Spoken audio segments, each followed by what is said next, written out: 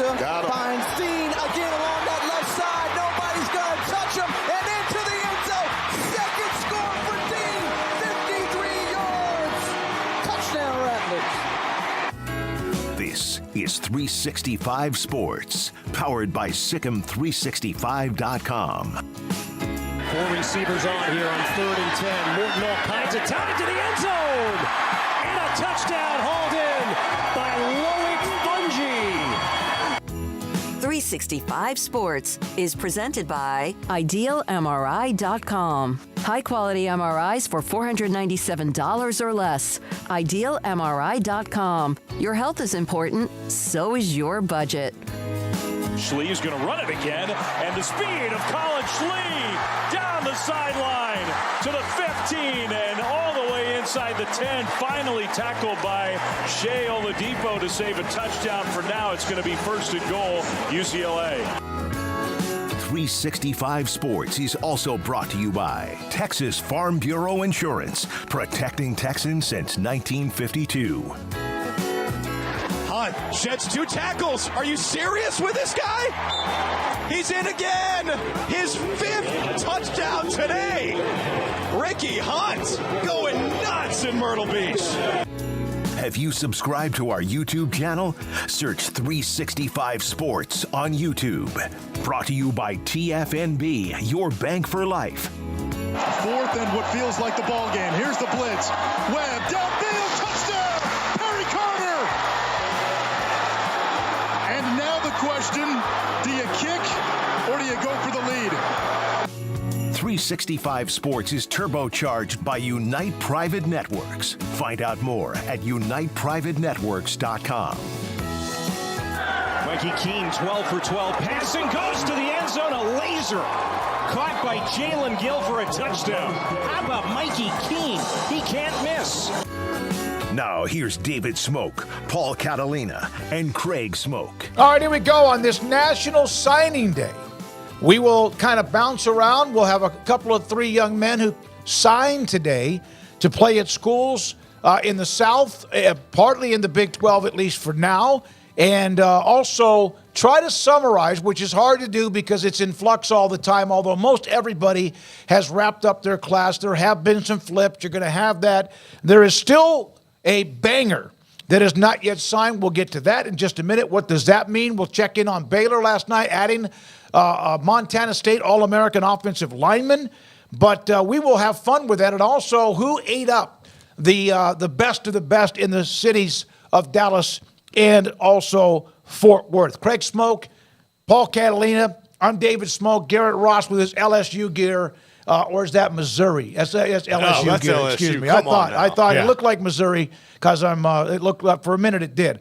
We will hear from Lorena High School wide receiver Jaden Porter, who signed with Baylor. We'll hear from Mark Daniels, voice of UCF. We'll hear from Micah Hudson from Lake Belton, who signed with Texas Tech. Kobe Black, right around the corner, who signed with Connolly. Texas from Connolly. He'll join us today. And also Jeff Traylor with his team last night, winning without Frank Harris and also without Trey Moore, and got it done. He'll join us later in the show. All right, it's National Signing Day. If you're the head coach, Craig, is there anybody, would you say we got everybody we wanted, we're in great shape? Isn't that kind of the MO of what coaches say today, if in fact they talk? Yeah, I would hope so. On National Signing Day, that you got all the guys that you wanted. That's what the plan is. That's what you set out to do. So that's what you would hopefully be saying by this point. If not, then obviously things went awry. Yeah, and Paul, not everybody does, but that's what you're going to say because you're going to lose some guys. You're going to gain some guys. We saw a little bit of that throughout the day. We'll get into that in just a second. But in the end, the number one, quarterback, Dylan Raiola did sign with Nebraska, but one of the best players in the country, DJ Lagway, whose father played at Baylor, has been committed to Florida forever, and you're telling me what? He is not signed yet. Now, all signs still point to him signing with the Gators, but he remains in communication with some other teams, and, there have been, I think, 3 or 4 notable flips today. He would be probably the most, even surpassing KJ Bolden, who flipped from FSU to Georgia, but he would be the most significant one because he's been committed there for a very, very long time. And Florida has already lost a bunch of guys, but USC and Texas A&M in particular have been recruiting DJ Lagway particularly hard the last couple of weeks, especially with USC's uncertain quarterback future. So I don't know, nobody knows yet. I mean, everybody's still projecting to go to Florida, but the fact that he, hasn't signed yet is probably a little bit nerve-wracking for Billy Napier. Yeah, I would think it is. I don't know when he was supposed to. The Ryan Wingo story was kind of funny. The young man out of Missouri that committed to Texas, 5-star, great player. And it was like, where is he? Nebraska and Missouri were trying to get him to change his mind. Texas doesn't lose many. They did have Arian Hampton out of Dangerfield end up at Alabama, but he's been one that's gone back and forth. But he was sleeping. He actually was sleeping in, like a lot of kids his age might do. Even though it's National Signing Day, he did sign with Texas. Now, here are the names of the schools who, if you look at, and there's been a couple of tweaks in the last hour because you might add a player or two, but these are the schools, really in no particular order, but kind of, if you want consensus. Georgia, Alabama, Ohio State, Texas, Oregon, Florida State, Auburn, Miami, Oklahoma, and Notre Dame. Florida used to be on that list. They have kind of had a tough day, including whatever happens with Derek Lagway. But basically, those are the ones, right, that we expected probably be. And Auburn had a good job with Hugh Freeze, but those are the ones that pretty much are consensus in some sort of order, 1 through 10 today, as they have gotten the sign on the dotted line. I think one of the more interesting things, guys, that you look at the signing classes and look, this is not a definitive, this is how things are going to go, but it is telling. Of the top 20 teams, 16 of them are in the SEC or the Big Ten now. The only 4 that aren't are Notre Dame, Clemson, Florida State, and Miami. And none of those teams are in the Big 12.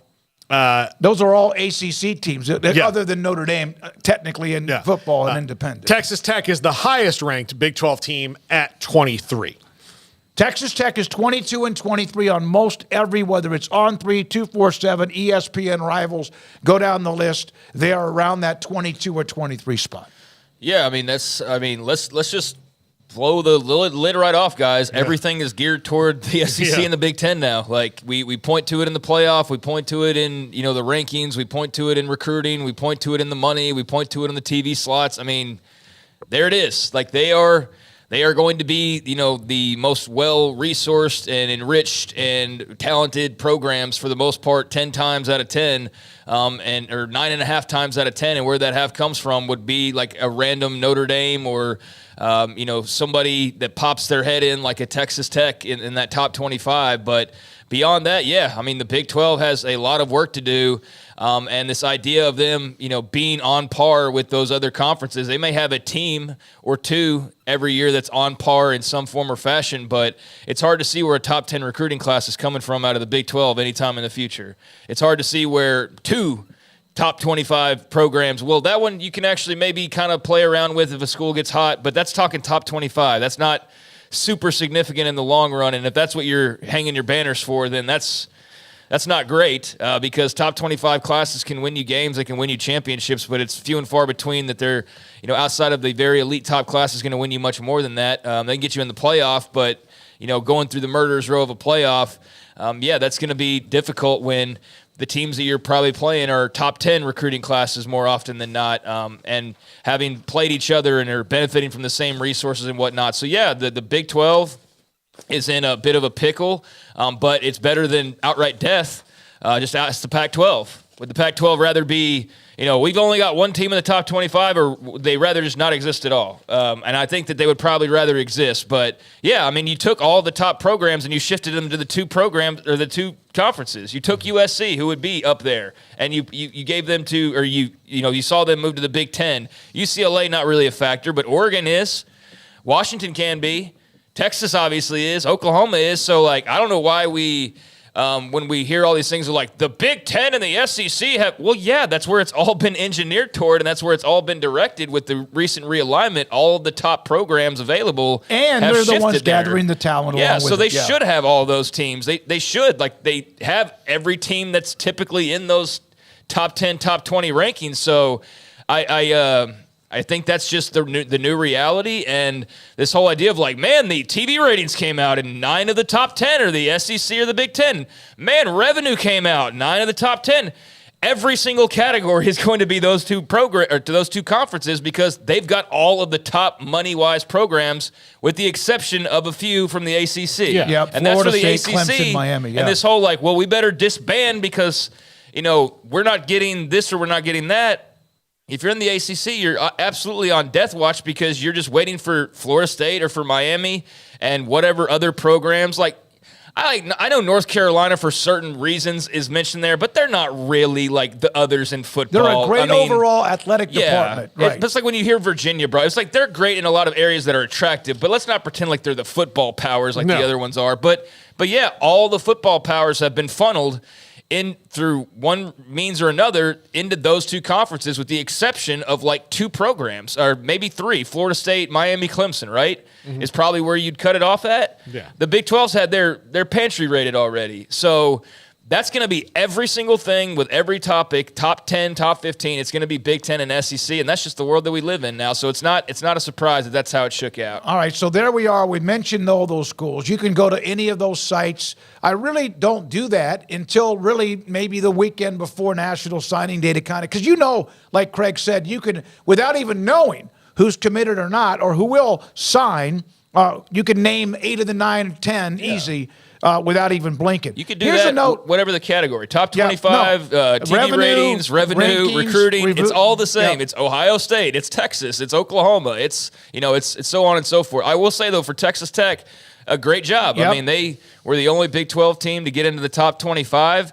I know they put a lot of great efforts in landing Micah Hudson and a lot of other guys. You wonder, like, how high can they go, though, given the roadblock that I'm referring to that's sort of in front of everybody else now, that's not a Florida State who's just by birth sort of belongs in the elite, and what they did, over decades. But who can be a team that can find themselves like TCU last year based on what they did, but they couldn't follow that up. So, yeah, it's going to be fascinating to see who can find their way in there year by year. One thing Tech did do, even though it's not top 20, but they did show that they could get Micah Hudson, who was one of the best wide receivers in the country. There he is. He will join us today in about an hour, and also sign with Joey McGuire and Texas Tech. One note from Peter Burns, who works at ESPN.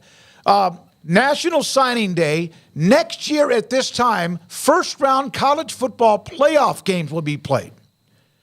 So a year from today, teams will be playing in the first round of the playoffs. Early signing day, can they afford to keep it where it is?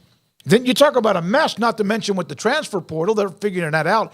And also this note, 40% of 4- and 5-star players will remain on the original team they signed with, but 60% of them will be somewhere else in a couple of years. Yep, that's the transfer portal. And that portal. might change even more because we've only had really a couple of 2 or 3 years of a trend when it comes to the transfer portal. We're going to hear from Jaden Porter in just a second. Peter Burns, SEC Network as well. He was one of the shills. I like Peter, though. I've met him. He's a great guy. But he was one of the shills that was, pushing the, Alabama and Georgia should both be in this thing.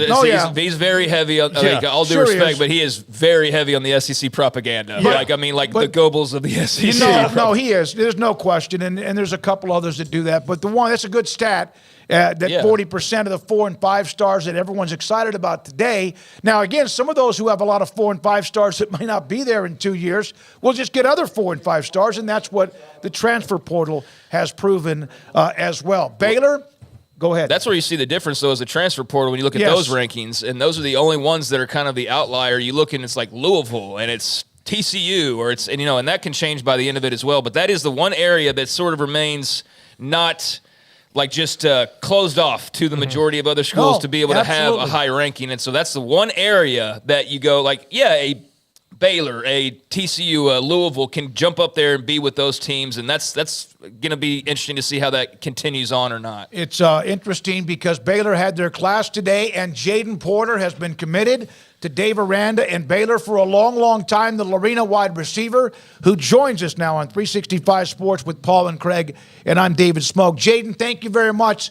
So you've been committed. Others have come at you. There's no question they should because of the talent you are. But what was it like today to actually just officially sign with Baylor? Man, it was great. It was just a fun time, I've been waiting for a long time to be with the Baylor community. And it was just fun being with all my friends and family and just having a great time signing. Clearly, it was important for you to stay at Baylor and be a Baylor Bear because they've had some changes on the staff, and that affects you very directly in that, there's a new offensive coordinator and all those things changed. What was it about Dave Aranda and the staff that made you want to stay through those changes since that, it's not the same exact coaching staff as you committed to a few months ago? Yeah. Coach Aranda, he's a great coach. I like what he does at Baylor, the philosophy he has around here, and the new offensive coordinator, he does what I like. He does a spread offense, and he said he's trying to make us get the ball in open space and take it to the house, so I can make a lot of plays and just be ready to make something happen. So, Jaden, how did you get in contact with Jake Spavital? Did he give you a call? Kind of how did that work, and how much have y'all been able to chop it up since he was able to get that job about a week or so ago? Yes, sir. We hopped on the phone. We had a phone call, and we visited for a couple minutes. But by the certain time we had, we exchanged a lot, and he's a great guy, and I like him. So I think we're gonna make something happen. Baylor's gonna change around, and we're just gonna keep working. As a wide receiver, I can't imagine you don't love exactly what they're going to try to do. And so now you also have DeQuan Finn from Toledo, who's now a part of the roster. He'll be there next semester. Obviously, Sawyer Robertson, R.J. Martinez. So have you had any chance yet to meet or talk to DeQuan Finn at all? I actually have not, but I seen that he is coming to our school, so he's a ball player, and we're gonna make something happen. So I'm excited. How excited is your family that they have to drive, 17 minutes door to door to see you play? Yeah, that's the best part. They love that the most. They're real close. They didn't want me to go anywhere far, so they're loving it. Jaden, I'm sure there's other schools that contacted you throughout, and especially when Baylor was struggling this past season, but you mentioned at the top you've been committed for so long. I don't know how much of a decision it still was for you at this point, but what kind of a sense of relief do you just feel, even if you were 100% knowing this was going to happen, but just to have it happen and have it be over with? Can you describe what that feeling's like? Oh, it's awesome. I love that I'm done. It's all over. I'm stuck with Baylor. I'm blessed to be where I am right now. There's a lot of other schools are out in a chance of opening, but I'm sticking true to my team. So me and my family love where we are now, and we're gonna stick with it. What piece of advice would you give to an up-and-coming recruit when it comes to the recruiting process if you had to give a piece of advice? I would just say, commit to a coach and not a program. The program, it's a lot. They give you a lot of showings of what they have. It all looks great. Everything at this level is it's almost unreal of what they have there. I would just say, just keep fighting, keep what your heart does. It's not all about what the rankings and stats and all that, wins, loss rate. You just got to commit to the coaches, not a program. With that being said, there was a tough ending. And even last year, Baylor struggled quite a bit this year, and there were rumblings. Coach Aranda is still there. That decision was made. We discussed some of the changes in the coaching staff with the offensive coordinator, Jake Spavital. Jaden, did that kind of at night. Were you worried about that and maybe would have changed your mind had Dave Aranda not been back for another year? Yeah, I mean, that would have been a big change, especially if Coach Baker had left. I definitely would have opened my mind up to different schools, but Coach Aranda does play a big role. I like everything he does around at Baylor, and I just he's a great coach. So, however it be, he's with us now, so we're gonna make something happen. Dallas Baker, by the way, the wide receivers coach who Jaden was referring to. Jaden Porter, Lorena High School, with us on 365 Sports. Yeah, look, Jaden, I know he's retired now, Coach Biles, but I mean, his DNA is all through the arena program.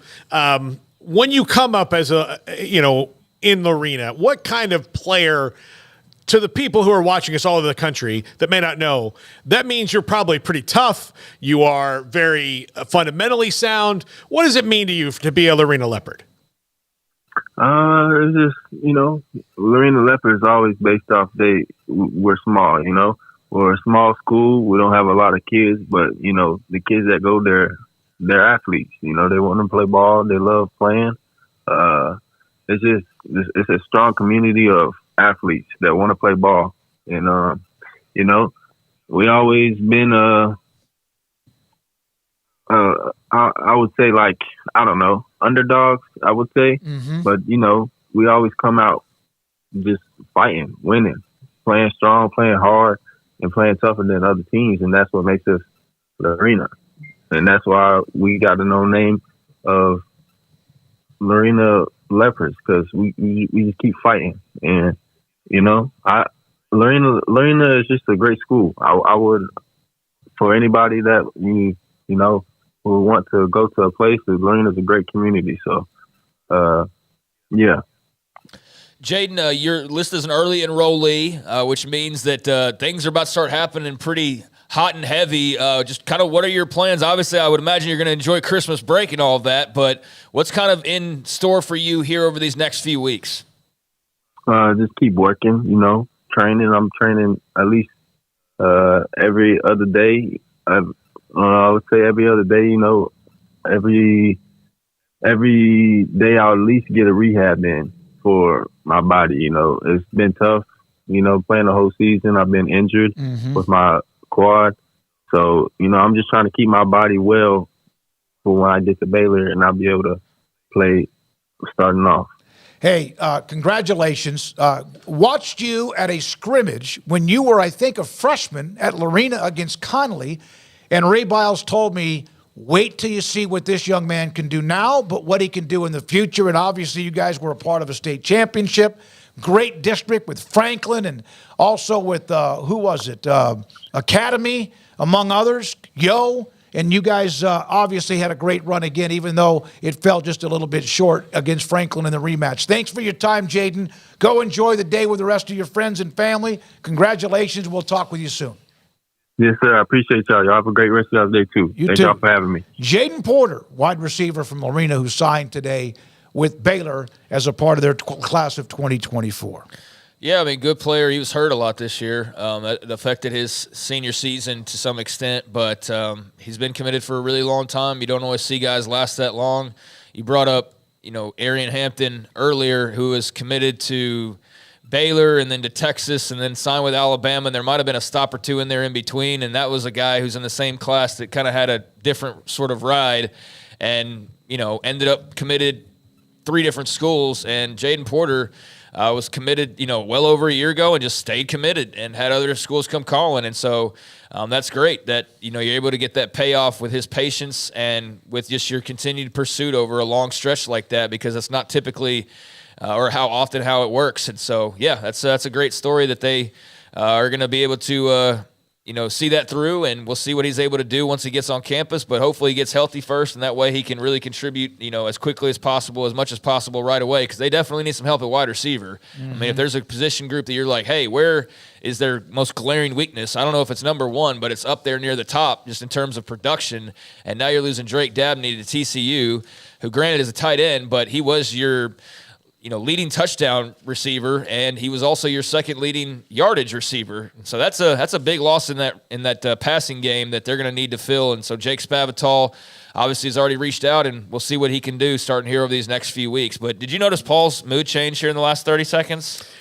It's just look, congratulations to DJ Lagway. It's official. He's going to Florida. He gets a free pair of jorts. So, he gets to go to where the greatest quarterback and leader in the history of Danny Werfel. Sports, Danny Werfel, played back in the late 90s. He did sign. He did sign. He did. And I do, and I mean this from the bottom of my heart. I'm very happy for Billy Napier that he's not like laying on the ground in a fetal position going, how does this keep happening? Speaking of that, did you hear or see the body language of Ryan Day when Jeremiah Smith, the number 1 rated player in the country, finally signed his letter of intent or whatever they call it? We can't show the video. He was at the podium discussing the class, and somebody from media relations mentioned that Jeremiah Smith, in fact, the Bruce Feldman tweet, Garrett, if you have it, there you go, signed, and Ryan Day almost buckled with relief, the stress of a guy making $10 million a year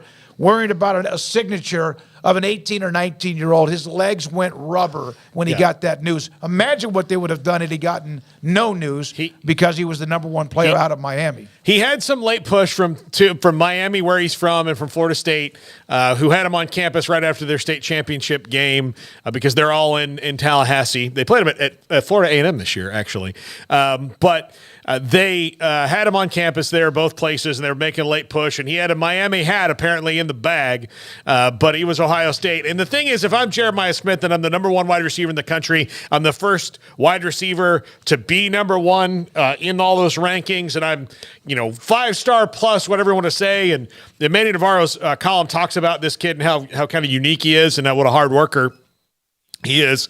Where am I going to go? A couple places, honestly, they can tell me oh, yeah, we think we can get you in the NFL, or the place that is now wide receiver you. I'm going to wide receiver you. The NFL. Yeah, they really have. Yeah. Garrett will argue that it's LSU probably. Although Ohio State, LSU, it's a good little fight you could have, a good little argument you could have with wide receiver you. But yeah, I mean that was cool to see that. You feel the relief through the screen when you saw that reaction, and I don't know how much of it was just being dramatic, acting in front of the cameras, or legitimately his knees buckling. I think it was a combination of both because he clearly was very relieved when he got that news, and then was very careful to not say too much before he got the green light that it was actually officially in, and it wasn't just, hey, this reporter read it off Twitter, so now I can talk about it. He was still mindful enough to say, yeah, I still need to go through our clearance guys and double check with them before he wanted to talk about it. So I'll go back later on the night and see what he had to say probably. But yeah, that was nice to see, a nice little light moment in a very chaotic and crazy and stressful stretch, and especially 24 hours.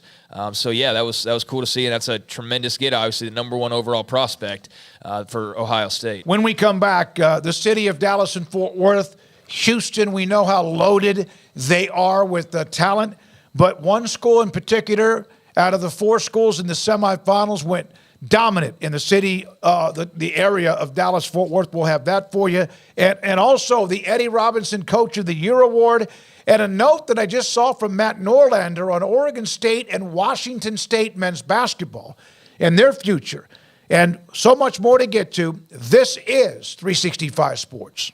Waco Regional Tennis and Fitness on Lakeshore Drive is a premier elite life-changing experience where you can change your mind, body, and soul. Offering over 50 group exercise classes every week, including boot camp, bar, silver sneakers, and 10 cycling classes with morning and evening classes available. New state-of-the-art bikes that allow you to compete against yourself with a screen monitoring your speed, miles, resistance, and power. Personal training with Christy London, Randall Corley, Alex Botch, and Nathan Roach, where you will be encouraged and motivated to grow, losing inches in weight the right way. There's a kids club included with your membership, plus sauna, whirlpool, and tanning bed.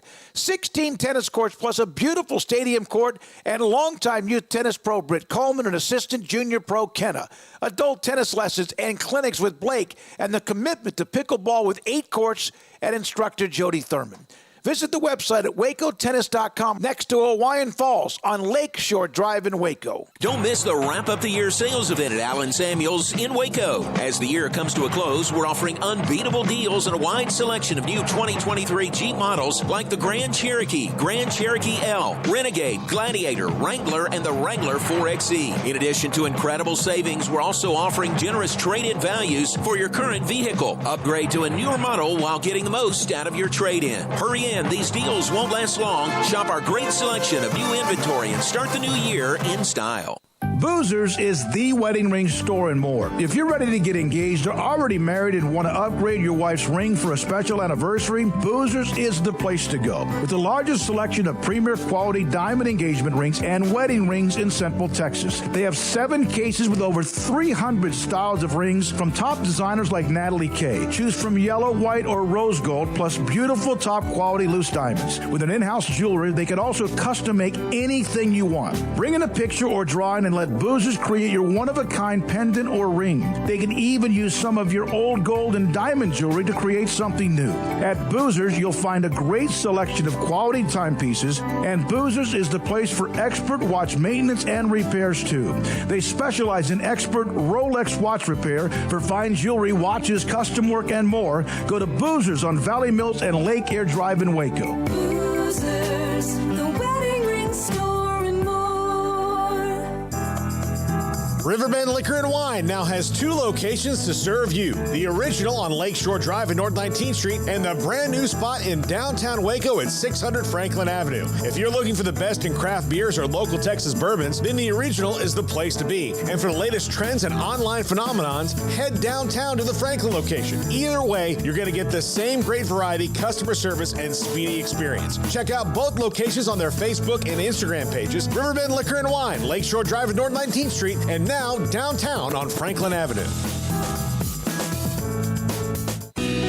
Let Camille Johnson Realtors guide you seamlessly through the process of buying your dream home or selling your current one. Commercial, farm and ranch, or residential, Camille Johnson Realtors can smoothly and successfully lead you through any transaction. With a team of 28 experienced agents who are excited about serving you, Camille Johnson Realtors services the entire greater Waco area. If you're in the market to buy or sell, contact Camille Johnson Realtors, 104 Midway Center in Woodway, or find them online at www.camillejohnson.com. Camille Johnson Realtors, elegant, charming, warm.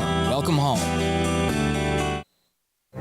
Stepping into a new pair of boots is great, but stepping into the boots of a U.S. Army officer can also add confidence and leadership skills to your son or daughter's career path. There are more than 150 occupational specialties to help them find the best fit for their future. See all the things your son or daughter can achieve in our boots at GoArmy.com. U.S. Army Waco Recruiting Company, 254-598-8131 or 254-776-1543. This is 365 Sports. The 3 o'clock hour is sponsored by Waco Custom Marketplace. Meats, sweets, Texas treats, and a cut above the rest. 425 Lake Air Drive, Waco. All right, here we go. In this 3 o'clock hour, rolling along just around the corner, UCF voice of athletics for UCF, Mark Daniels, will join us. They have a bowl game coming up. So the city of Dallas and Fort Worth, you got to go in there, man. You've got to go in there just in the southern part of Dallas alone, but also Duncanville, outside in Allen, South Lake Carroll, Crowley, all those schools around the area, and even the smaller schools too. From Greg Riddle, Texas, among the 4 semifinalist teams, went in and signed 6 Dallas-Fort Worth area players. And this is what blew me away. Nobody from Alabama and Michigan were involved in getting somebody from the DFW. That doesn't mean Alabama won't go in and get whoever they want, but not this year. Washington neither. And they got 6 among the best-ranked players, including the number 1 player in the state of Texas, and Colin Simmons, the defensive end edge rusher who we saw on display in another state championship. Well, they're back being the premier program in the state for the first time in quite a while. And when they are sitting in that that seat, they go and dominate things. They just walk into places and go, well, you want to come to Texas? And people say, yeah. I mean, so it's not surprising. Now it's, you want to come to Texas, look what we're doing, look what we're about to do, and also we're going to be in the SEC. Yeah, like they have absolutely, cornered the market on every possible, the only thing that bad can happen to them now is if they go to the SEC and flounder, but it doesn't feel like that's about to happen. So, they've checked all the boxes now, and so I expect them to be a juggernaut now for years to come. Yeah, I have a hard time seeing what's going to really derail them from here on out. It's a situation where, like we talked about yesterday or a couple of days ago with Justin Wells, and I think we talked about it with somebody else, like they're pretty well aligned right now. Ever since Del Conte took over as athletic director, they've had some stumbles. Chris Beard, obviously, but he's going to be in that league they're joining. Like, he didn't even miss a beat; just boom, I'm off to Ole Miss basically. So they'll run into him. They'll run into Rick Barnes over there at Tennessee. But they've had that situation with Beard that was kind of an ugly mark there for a little while. And beyond that, I'm not sure they've really had too many things not go their way. I mean, and whether it's on the field, off the field, no matter really which sport you're pointing to, they're not quite, as dominant in like basketball maybe as you'd want. But I mean, you can't have everything, and who knows? Maybe soon enough they're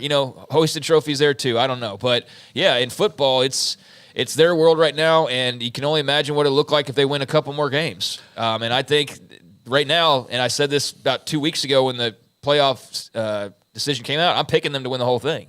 I am. I think that they're in good shape to go in the playoff and make some noise. We'll see, obviously, but things are coming up roses for them, and they're joining the SEC now, so that just gives you even that much more ammunition. So hard to see where this thing slows down, other than you get into that league and you lose like 4 games suddenly. But an expanded playoff, that goes back to my other question.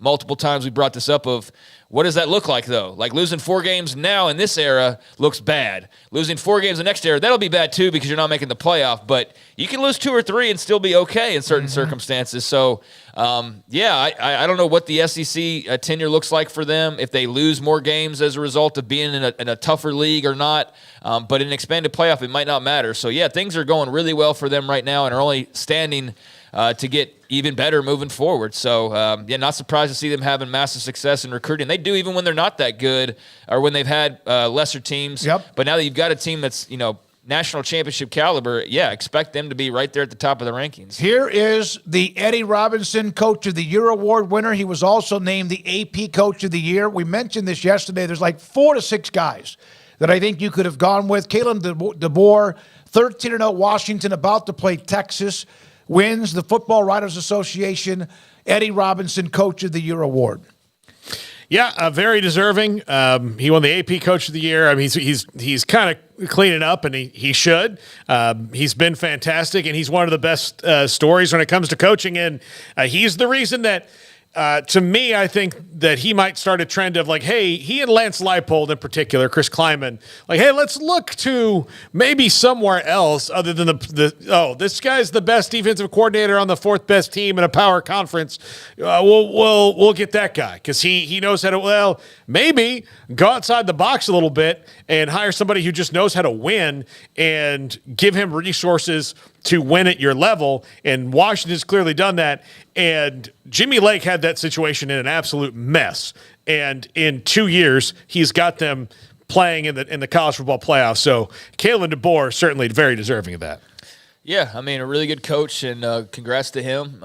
Makes sense that he's picking up a lot of these coaching awards, and that's another team that, here in this next year, a lot of things are going to change, and very curious to see how that works out for Oregon, Washington, USC, UCLA, what their new digs look like. But Washington has as much momentum as anybody else. I mean, right there with Texas, and just fitting that they're going to play each other. So I think Sark's a guy you could have had some Coach of the Year conversations about, but I understand why DeBoer's getting the majority of the awards. And now we've got the quote-unquote 4 best teams, and we'll see who emerges from that. But, yeah, life is good for the Huskies right now. All right, Matt Norlander. Then we need to break for Mark Daniels of UCF.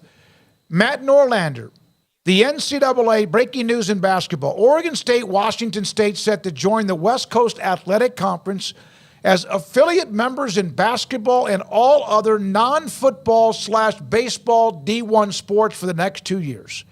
So they found a home to at least be a part of a basketball conference. We know they're still trying to figure out their future with partially a schedule with the Mountain West Conference, but not sure exactly what they'll do as far as a conference with the only 2 teams left in the Pac-12. Well, I mean, they know what their football schedule is going to be next year. They know now what basketball and the other sports are going to be next year. But all of this, and this is what is really going to suck for the people running those athletic departments, is they're going to have to turn right back around and do it again at least for another year or figure out what you're going to do. And that becomes increasingly hard seeing as all the changes that are going on in college athletics right now. So they're in the worst position that anybody in realignment has ever been in that, they really don't have answers past, right now. They know what they're doing today. They know what they're doing tomorrow. They know what, 2024 is going to take care of itself now, but now they still have to worry about everything else, and it's not ideal at all.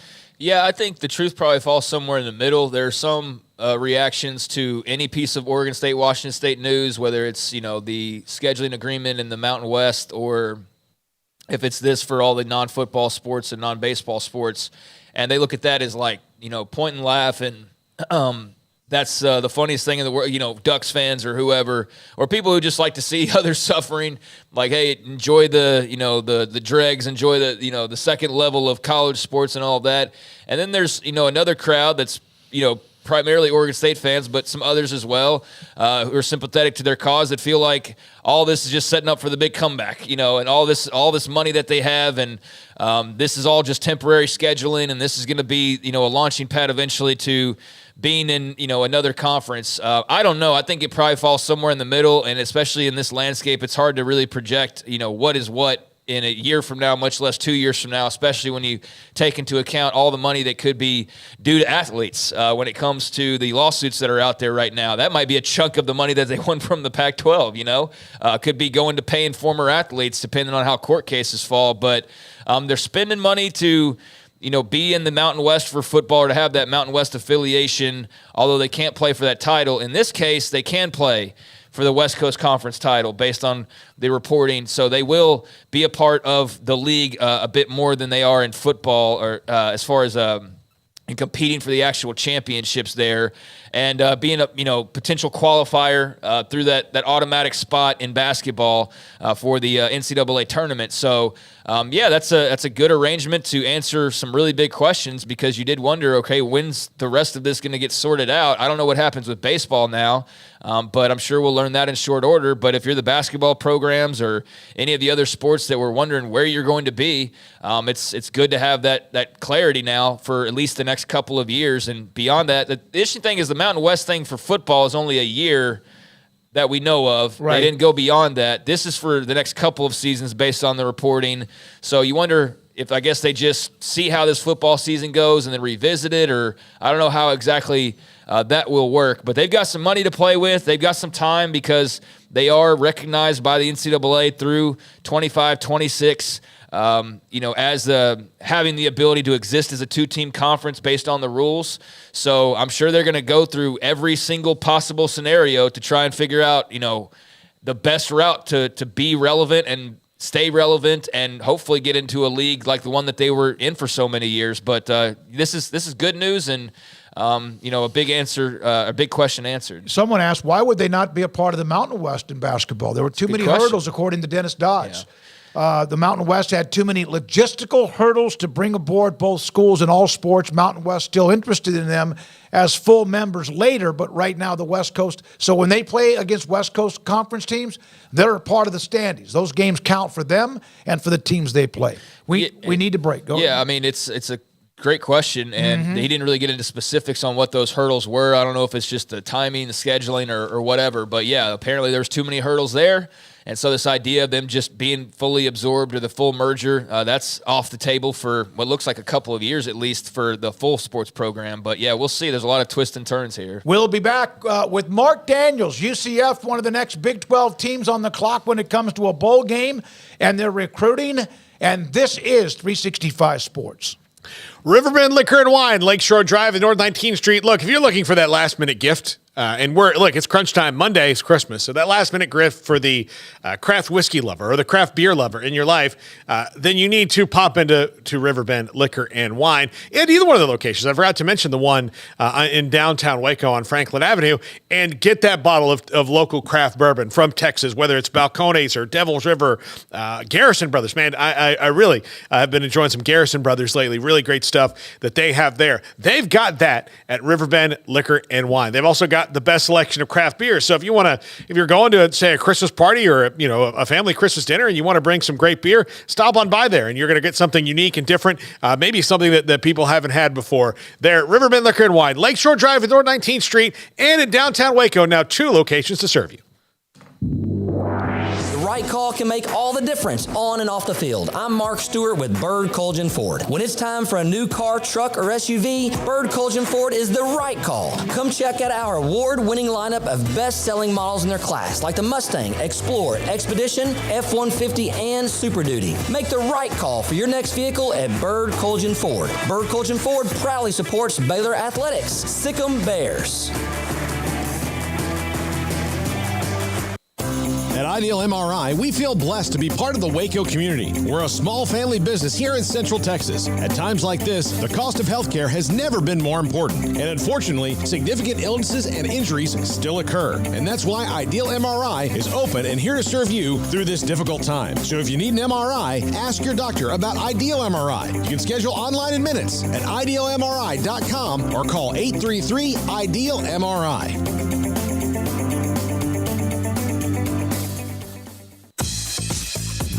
Baylor Scott & White Southwest Sports Medicine and Orthopedics, the team physicians for Baylor Athletics, diagnosing and treating all sports-related injuries, including concussions. These specialists also provide orthopedic services for athletes and non-athletes alike, whether it's knee or shoulder pain, a wrist injury, orthopedic spine care, and even an arthritis and total joint clinic. Trust the doctors Baylor Athletics trust. Baylor Scott & White Southwest Sports Medicine and Orthopedics wants to get you back in the game.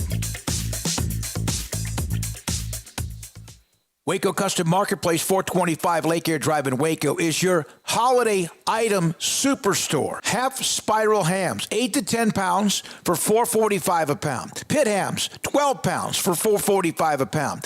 Bone-in hams, 18 to 22 pounds for $3.40 per pound. Whole raw turkeys from 12 to 16 pounds for $2.50 a pound. Whole smoked turkeys, that's smoked turkeys at 9 to 12 pounds for $3.75 a pound. And mini pit hams, 6 to 8 pounds for $5.99 a pound. And don't forget, they have full service butcher shop where you can find what you want: pork, poultry, seafood, and beef. And I bring up the beef because big beef tenderloin or a prime rib. Brian Bauer and the Bauer family, full service bakery with fresh baked kolaches every morning and bread and cold beer and wine. Tailgate needs from pellet fuel to charcoal. Waco Custom Marketplace and the holiday items, 425 Lake Air Drive in Waco.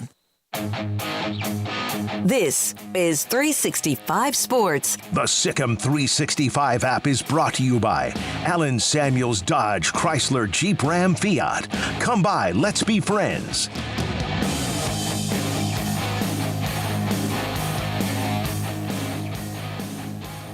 Waiting on Mark Daniels, UCF, voice of UCF Athletics. Do you have the RG3 note, Garrett? This is a little bit of an offset. 1 second.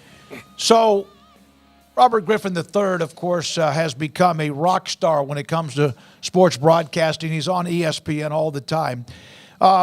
He was named number 23 for the year of 2023, just a couple of years into the business, among the most entertaining sports media personalities. In RG3, he put up a note thanking what was Complex, the company that put that out.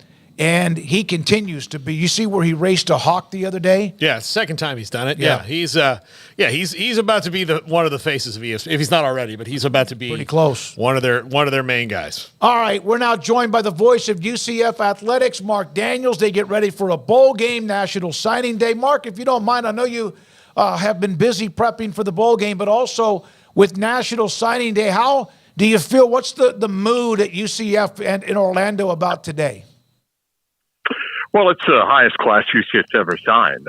In years past, to think about finishing inside the top 50 would have been an incredible accomplishment. And whatever the number falls and whatever recruiting service you want, if it's anywhere between 28, 32, whatever it is, UCF has never signed a class as high as it is. And it's a quality class. It's a compliment to Coach Malzahn and his assistant. It's obviously also part of the fact that UCF's in the Big 12 to be able to sell that. And, the thing that you like if you're a UCF fan is there's some positions that they felt like they had to go find some people. I think they did that. But the number 4-star players, this had never been seen by UCF before. The quality of the players, even those out of state, as well as some of the bigger programs in the state of Florida where UCF had a hard time getting in the doors in years past. So it's a great class that addressed some needs. I think Coach is really happy with where they are. What do you think about the status of a portal quarterback? Is that maybe the next priority? Well, Gus was asked today about that, and he said, he wouldn't rule anything out. They're going to, continue to see what might be out there at the same time. They've got a number of guys on the roster. I think any team that is losing a starting quarterback that have been there for multiple years feels as if, hey, let's go see if there's somebody with experience that we think is going to help with what we want to do. I don't think UCF would or is just looking for somebody to say, okay, let's just grab a quarterback because they've started before. Does it fit what Gus Malzahn and his offense coordinator, Darren Hinshaw, are doing and what they want to do? If there's somebody that they feel is, worthy of going after, then maybe we'll see if that happens. There are a couple of quarterbacks in this class that UCF added, one, reclassified from 25 to 24. Timmy McClain started a few games this past year for UCF when John Rice Plumlee was hurt. Dylan Risk was the third quarterback this year. So there's some quarterbacks there, but if something is to emerge, as Gus was asked earlier today in his press conference, he's not opposed to taking a closer look at it. Mark, when you look at this first year in the Big 12, there's obviously things when you make that move that you think, okay, the lines have to get bigger. We need more numbers here. What after this past year having wrapped up, what do you look at with UCF and say, like, hey, here are the keys and these are the things in progress that need to get better to be better in the long run in the Big 12 and nationally? Yeah, I think, guys, even the last time I was on and talking to you after going through the first journey through the Big 12, I think what stood out was the quality of offensive and defensive lines. Just not just big guys. Everybody can look at a depth chart and see guys 6'4", 6'5", 320, 330, but are they quick? Do they have a quick first step? Are they able to, respond quickly as opposed to somebody that's just slow and has cement on their feet? And I think UCF saw the quality of those lines, as well as I think the size of some linebackers and some safeties. And that's okay. Going through the season and to experience it, and I think, UCF fans saw, but more importantly, I think Gus and the staff said, okay, we got an idea about this league and the quality of players. Now, how do we upgrade some of these positions to make sure that we can compete? Look, as we talked before, and UCF's record is what it was in the conference. They got blown out in one game. The Kansas game was the only game that they were never really in. Every other game, they had a chance to win, but they made some mistakes that you can't do in this league that caught up with them. And they were, in some areas not able to compete with the quality of whether it be line or linebackers or safeties or things like that. UCF's running backs, wide receivers, and quarterbacks prove they can play. They have guys on the all-conference team, so I don't think that was an issue for that. And they certainly had guys like, their defensive ends they were able to play with anybody. But can you get depth there? Can you get guys that should somebody go down, feel it's a big drop-off? I think that's the spot they know that you've got to get better at. It won't happen with just one high school recruiting class. It may not happen with a portal class. It may take a couple of years, but I think they feel like they got an idea what they need.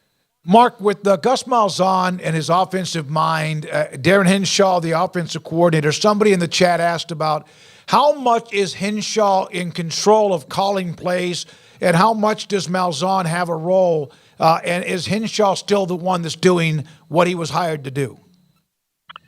It's interesting. If you ask fans after a loss versus after a win, I bet their response is different. Yep.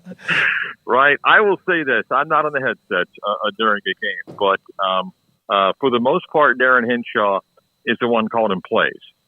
You don't go all the years that Gus is gone where you did call plays and you may not see something and you talk to Darren about that. You listen to your quarterback. You listen to your, other offensive personnel that may see things.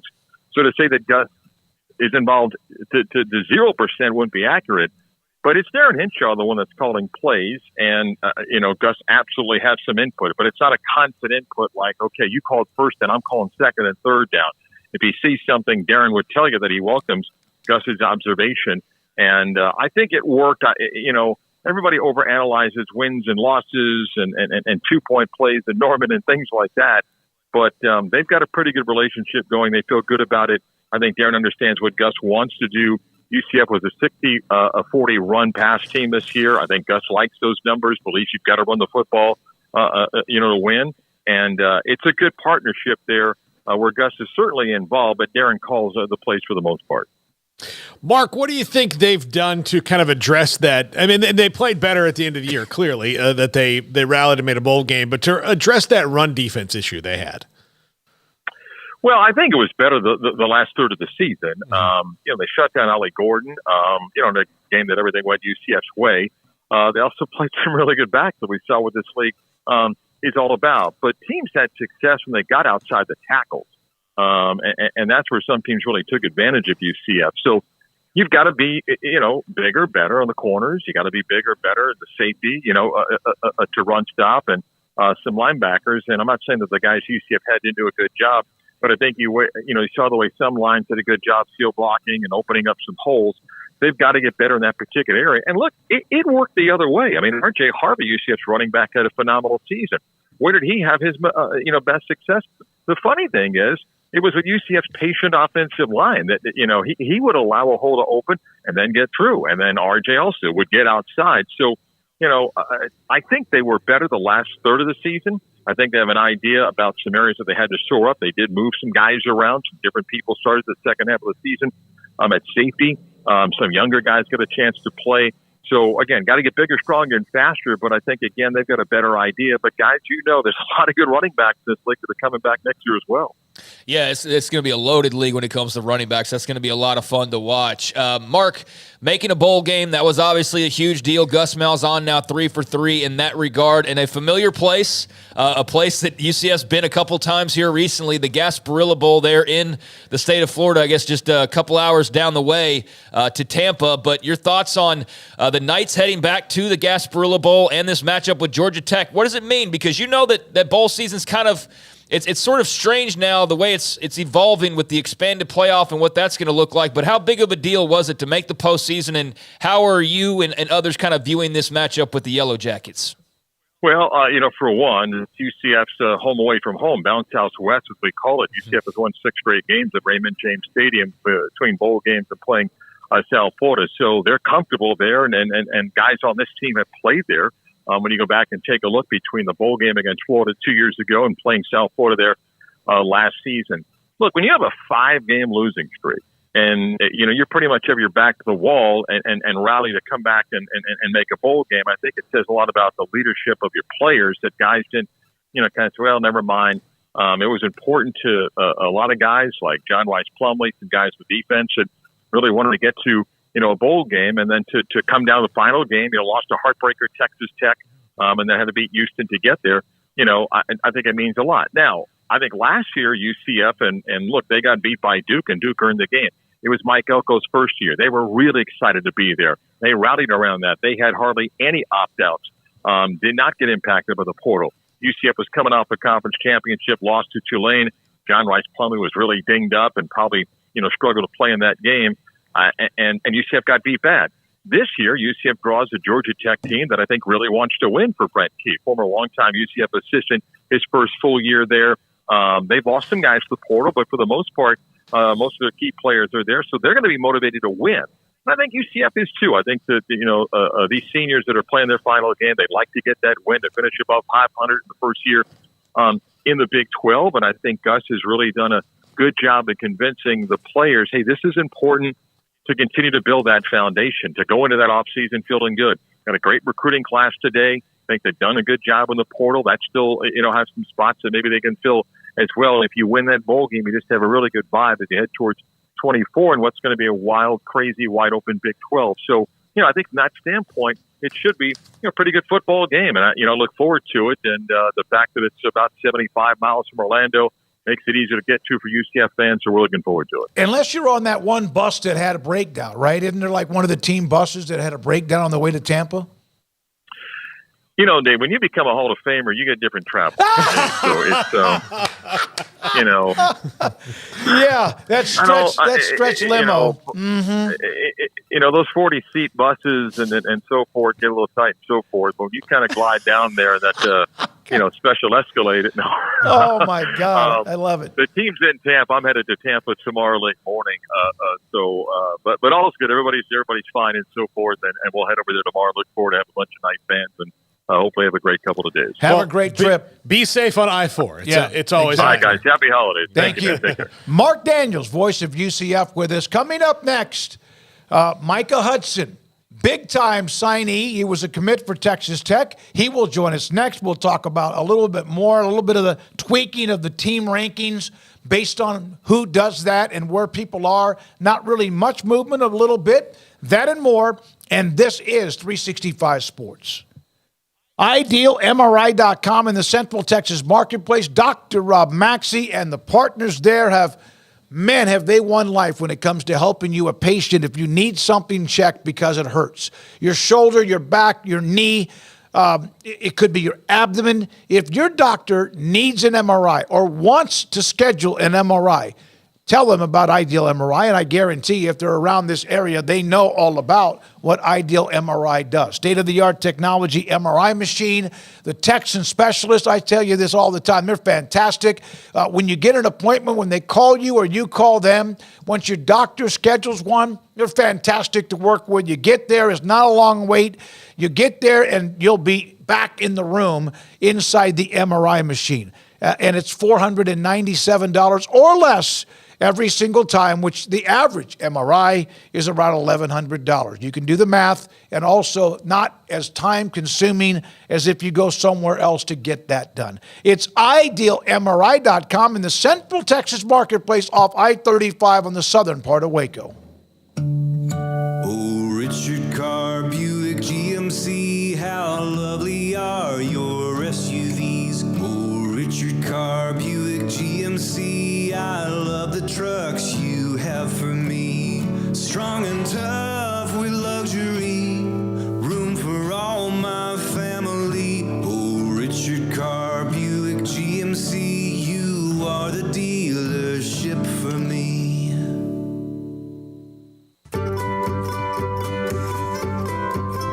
You want to know why Stonewood Dental is so successful? Listen to what happy customers have to say. It's pleasant. It's different than any other dentist office. I really feel like they care. And it's not that you're here for 2 hours waiting on someone to take care of you. It's quick and easy, and I bring my kids, and my kids love being here too. They really love the treasure box. Staff is really nice and accommodating, real friendly. You feel more like home. It's not sterile looking. Everybody has their own personalized rooms with decorations and decor, and they'll even have a blanket for you when it's cold. I've recommended people to actually come here, and they are patients now. I really love it here. It feels like family. Learn more, stonewood-dental.com.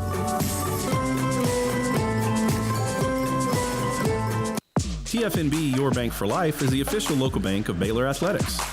Find out why more Central Texas are making TFNB their bank for life. Sign up for our Edge checking and savings accounts to earn interest or cash back. With 5 convenient locations and an award-winning mobile app, banking has never been easier. TFNB Your Bank for Life. Member FDIC.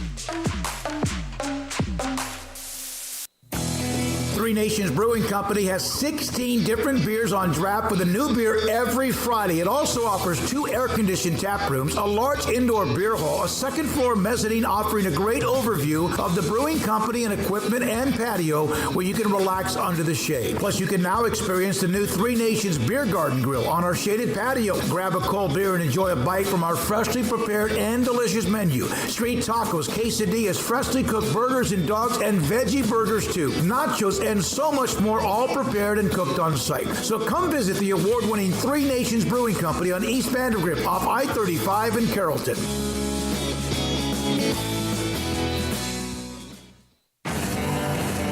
Developed by Startup Waco, a nonprofit organization, GXG is a program designed to support the entrepreneurial development of Baylor University student athletes through NIL activations. GXG works with partners and donors to offer a suite of options to student athletes, including connections with local businesses and nonprofits, entrepreneurial development, and other avenues to broaden the NIL profile of student athletes. The program helps student athletes maximize their platforms and offers a comprehensive support system for them to create and grow new businesses that not only benefit themselves, but also uplift the local economy. Fans who wish to support student athletes can donate to GXG via the GXG NIL Fund, BaylorBears.com/GXG. Donors may wish to support the general fund or direct funds to specific sports. Oversight of the NIL Fund is managed by the Board of Directors of Startup Waco and the Baylor NIL Advisory Council. GXG is a program of Startup Waco, a tax-exempt organization under Internal Revenue Code Section 501c3.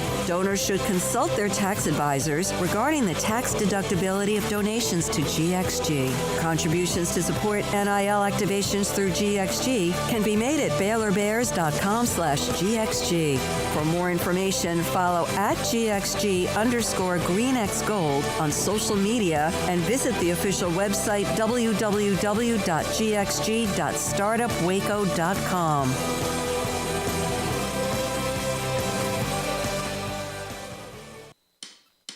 This is 365 Sports, powered by Sikkim365.com. The 4 o'clock hour is sponsored by Boozer's Jewelers, the wedding ring store, specializing in custom jewelry and repair, all in-house. Now here's David Smoak, Paul Catalina, and Craig Smoak. Texas Tech if you look at Oklahoma and Texas moving into the SEC with the highest ranked class, Joey McGuire and company signing, it depends on where you look at, but that 21, 22, 23 number.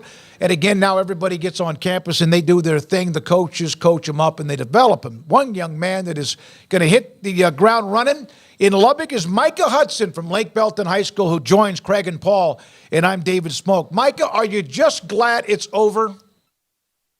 Yes, sir. I'm just blessed to even be in this position, really. Micah, has Joey McGuire ever called you and been like, hey, how's it going? Just wanted to check in. Or is every conversation you have with him, like he said, 17 cups of coffee? 17 cups of coffee, I'd say, even for maybe like 32 cups of coffee. Micah, you have been committed for quite some time. Everybody made a run at you because they should have. Yes, sir. What was it like to get that done and knowing people were still tugging on you? And was it difficult to remain completely committed, or were there some bumps in the road? Yes, sir. I mean, I feel like it wasn't really, that difficult.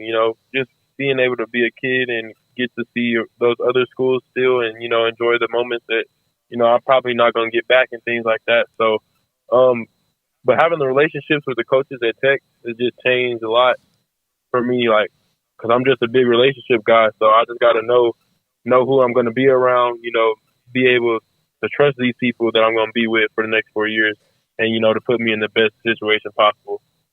Micah, a lot of people will focus in on Joey McGuire, and rightfully so, but I know there's some guys there behind the scenes. We know them from when they were here at Baylor. Brian Nance, James Blanchard, various others on there. Can you kind of shout out just who some of those relationships you developed were with and how important that was to you, those people being a part of the process? I mean, my coach Bird been a pretty good, he just been in my life my whole way, you know what I mean?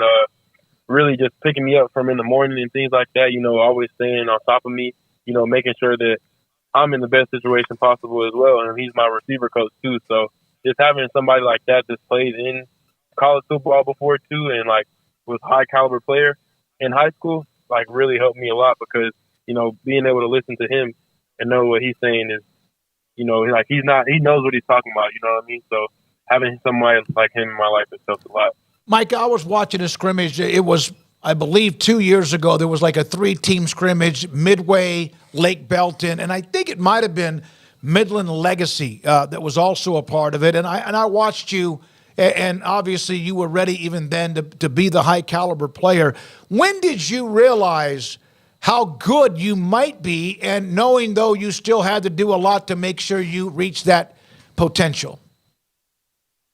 I say I realized probably going into my 10th grade year, when I picked up my first few offers, I at first I was really just playing. Like, I still play for fun, but, knowing that I can go into that next level and, possibly be able to go to college in 10th grade is really when I was like, okay, well, I'm gonna lock in. I'm gonna do whatever I need to do to get me to the next level. So, Micah, 10th grade pretty much. Micah, you made a decision and stuck to it for a long time with a lot of things coming at you. Is that part of your personality where once you've decided something, like, you can stick with it and you kind of then can point towards that goal as opposed to listening to a lot of the noise from the outside? Yes, sir. I mean, at the end of the day, it's my decision. So, like, once I'm really set on something, I'm not really going to side back from it, So, I mean, once I have my eyes set on it, I'm ready to go. I'm locked in. So, I say it's really just having discipline, really just being disciplined about a lot of different things has helped me a lot be disciplined in this recruitment and things like that. Micah Hudson from Lake Belton High School signing today with Texas Tech. Micah, you brought up Brandon Bird there and how much of an impact he's had on your life. But I know in that recruitment to Texas Tech, Brian Nance was a big part of that. And we know him very well when he was here at Baylor as a player. He was a 5-star guy back in the day, All-American, and obviously has done some good things there in Lubbock. Can you just describe the relationship you've been able to develop with him and how that played into just, you ultimately deciding to go play and become a Red Raider? Yes, sir. Like, we've had a relationship for the longest, like my whole high school career. Like, he offered me first. Like, UTSA had offered me first, but I was talking to him before I got like my first offer and stuff like that. So, and he also seen me when I was in Pee Wee, so he kind of seen the evolution of me, getting to be the type of player I am now. So having that relationship with him this whole time is really solidified a lot, because I can trust him, and I know for a fact that, like, he's got me through anything, whatever it is, you know what I mean? But just being able to talk to him every day and being able to talk to these other coaches, for him to even get me to be able to talk to, Coach McGuire or Coach Juice, or, just setting up little phone calls, or, just a little effort, things like that, some people really don't try to go as forward, with things like that, and just trying to make sure I have a great time every game visit, making sure my family's good every game visit. It's never a problem. Like, my family even loves him. I love him. So I feel like once you get my family to like you, then you're definitely liked by me. So that's great. A couple of questions from Texas Tech fans that watch our show. One was, when will you be in Lubbock? And another one is, how much do you continually stay in touch with Huddle quarterback and record-breaking quarterback and Will Hammond? Me and Will, we talk about every week. He just called me last night and texted me this morning just telling me congratulations and things like that. Like, he's a really good guy. So I also like having, somebody like him, and also my future teammates that have the same kind of mindset. And, we all care about each other as people and not just as players. And I think I go down there in January. January? Okay. Yeah, well, I guess when the semester starts. Is there a current pro player, or maybe a handful of the wide receivers right now in the NFL, or even right out of college, that not so much you emulate because you need to be yourself, but that you really, really enjoy watching and see how they play the game at that position? No, sir. I really don't even watch the NFL, to be honest. I just watch college football. All right, Micah, I'm gonna line up across you and man to man, right up against the line. No, we're bumping and running right now. What's the first mistake I'm going to make in trying to cover Micah Hudson? Well, you're bumping me, so you bumping me is already it's just a miss. It's messed up already, because you're worried about bumping me and stuff, and I can already get to the ball and things like that. So I can either beat you over the top, or I throw that back shoulder. You keep bumping me, I jump right over you, catch it on top of your head. But I mean, It's just wherever the ball is going to be at, that's where I'm going to go get it. But I say bumping is really the most, that's the hardest mistake you probably made. Okay. Yeah, that's a All physical. right. That's a I'm gonna drop back into quarters and just hope for the best. Triple team. That's fine. We'll take the hits to the house. It's okay. The players who signed today with Tech, I mentioned Will Hammond, but is there anybody else as a part of the class where, like, you were a part of being the godfather of this class, Will Hammond? Were there maybe another name or two that you got along with the most during this process? I have to say, Ellis Davis. Who else? Peyton Morgan for sure. Like, I text him every single day, like every day. And I'd also have to say Chandler. We talked a lot, so I feel like those three I talk to a lot. But we have a group chat with all of us in it, so we all stay in touch. But I feel like those three I've been communicating with the most. Besides Will, like I've been communicating with Will, but you already said. So. We know what you can do as wide receiver. Will you, or has Texas Tech discussed using your talent in the special teams in the return game yet, or is that even something that's been mentioned? Yes, sir. I'm sure I'm going to have to start off at special teams first. So just embrace that and, show what I'm made of in there, because at the end of the day, I don't care where I play. I'm just trying to play. So, yes, sir. Micah, everybody here in the chat, even those who aren't Texas Tech fans, said, hey, they appreciate you making the decision, sticking with that decision, which one of the questions we asked you, remaining who you were committed with, and also signing and now headed to Lubbock next month. Thank you very much for your time. Tremendous talent. Loved how you handled the process, and good luck in the future. Yes, sir. Appreciate you. Thank you very much, Micah Hudson. I didn't get to all the questions. We have a ton of Tech fans, of course. Could not get all of them, but we, again, appreciate you responding to asking Micah Hudson some questions. Yeah, I don't know how often 5-stars recruit 5-stars, but Brian Nance was a 5-star, and he landed a 5-star and Tech's first ever 5-star in football. And so that's just an absolutely massive get for them. The season wasn't quite what you hoped it would be after winning 8 games in year one, but you finished strong with a bowl win. That's 2 for 2 now for Joey McGuire, launching you into the postseason on a positive note, finishing above 500. And now with OU and Texas, off to the SEC and this new Big 12 shaping up, I don't know how, Utah and Colorado and Arizona come rolling in, because those three could be competitive. Arizona State's got a bit of a longer way to go there, but you never know. It's the off season, and the portal makes things happen quickly, much quicker than they would in years past. But it's just going to be a very different pool that everybody's going to be wading in. And, just 4 new teams a year ago, still trying to figure them out a little bit. So I don't know, how you sort of separate the Big 12 right now. But if you're just going by momentum, you would think that Tech will be a logical choice. And just based on stability and recruiting and those things, you'd point to them as one of those schools that's a safer bet than a lot of others to, be able to kind of lead the charge. Now, I don't think there's going to be a dominant team in this new league. I don't think every year it's going to be like Oklahoma won 6 straight titles, and I don't think that's going to be the case. It's going to take a while for that to be established. Yeah. And now with things the way they are, like, there might be a dominant team in any league, like the same way it was. Who would have thought 6 months ago Arizona might be that team, because of they Who were thought they'd be a winning team? Yeah, that's the thing. And they ended up being a freaking tough team, and ended up being way better than expected because of Noah Fafita and others. But it's a total crapshoot right now on knowing who's who and how each team stacks up, because there's just so many new and moving parts. But I think when you look at the resume or just the info, that Texas Tech's going to be one of those teams that you point to and say, hey, they're landing 5-star wide receivers. They've got a thick quarterback room. They've got coaching continuity.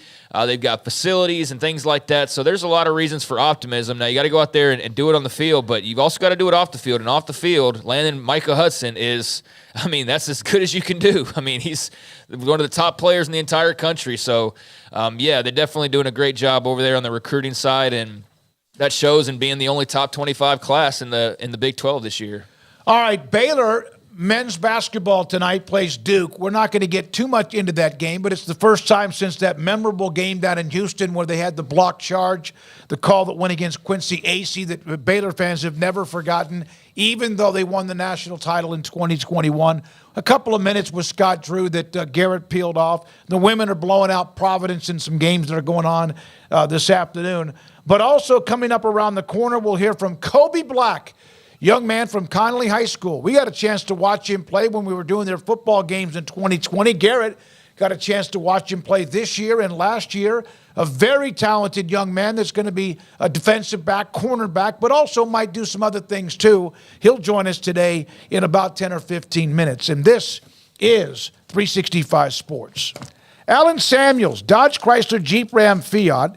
There are some deals that Ted Teague sent me that go through the end of the year, through the end of this month, and there's still plenty of time left. For example, the 2024 Ram Heavy Duty 3/4-ton and 1-ton trucks to a long list of Ram trucks that now qualify for 10% off MSRP. Also, the Ram DS model trucks, 15% off MSRP. A great selection, hard to get, but a great selection of Challengers and also Chargers in stock for immediate delivery for a Christmas gift. And over 300 new and about 100 pre-owned cars on the lot, cars and trucks on the lot with different makes and models. I went to Alan Samuels to go buy a car back during the summer of 2020, looking for something, maybe an SUV. And then I was like, I didn't want a sedan. So I'm thinking, okay, I'm going to get an SUV. So I'm looking along, and I all of a sudden, off in the distance, and there's an area of pre-owned cars, and I ended up buying what was a beautiful and still is a great car, a Ford Explorer. Even though that's not a brand that they carry, they do because of pre-owned cars, and it's been a great car, an SUV to have. David Gray, general sales manager, great team of people. AJ, a very good friend who sold me my car in 2020, is someone you can contact too. It's Ted Teague, the CEO and general manager. It is Alan Samuels, Dodge, Chrysler, Jeep, Ram, Fiat, Loop, 340 and east of 84 in Waco. With so many companies and policies out there, it gets so confusing shopping for insurance, and I never know if I'm getting the policy that's right for me. Luckily, I met the team at the Niche Group Insurance Agency. With the Niche Group, you can go to one company and get access to coverage options from many insurance carriers, and you get to speak to a real person about your specific coverage needs. With the Niche Group, I know I'm getting the right coverage at the right price. If you need insurance, talk to the experts at the Niche Group at 1-800-258-8302. Baylor alumni are more than 160,000 strong. When we all join hands to support our university, we don't just move the needle, we move mountains. Working together, we create life-changing opportunities for students on the field, in the classroom, in the laboratory, and in life for generations to come. So get connected. Get involved. Learn how at baylor.edu/alumni. Petty Clinic Men's Healthcare in Woodway is now proud to offer you men an exceptional weight management body sculpting product called semaglutide, also known as Ozempic or Wegovy. Semaglutide is an FDA-approved weight management medication. Once-a-week injections of this powerful medication offers an average body fat weight loss of 20% within the first year of treatment. In addition to body sculpting, semaglutide also normalizes blood sugars and has the clinical research proof of reducing blood pressure, cholesterol, stroke, and heart attack risk. If you're like most men and you have stubborn fat that will just not respond to typical diets and exercise, then help is finally here. Semaglutide, affordable, highly effective. Google search Petty Clinic Waco and reach out to the Petty Clinic team today for a free consultation with Dr. Petty to see if semaglutide is right for you. Go to pettycliniclowt.com. There are 26 letters in the alphabet, over 600,000 words in the dictionary, and just 3 of them said together can change everything. Let's order pizza. Those 3 words lead to dough made from scratch and 3 fresh signature cheeses that blanket golden crust in a heavenly melt on Marco's Pizza that'll blow your mind. So visit Marcos.com to order and stop by Marco's Pizza in Belmead, China Spring, Woodway, and in Robinson. Marco's. Pizza lovers get it.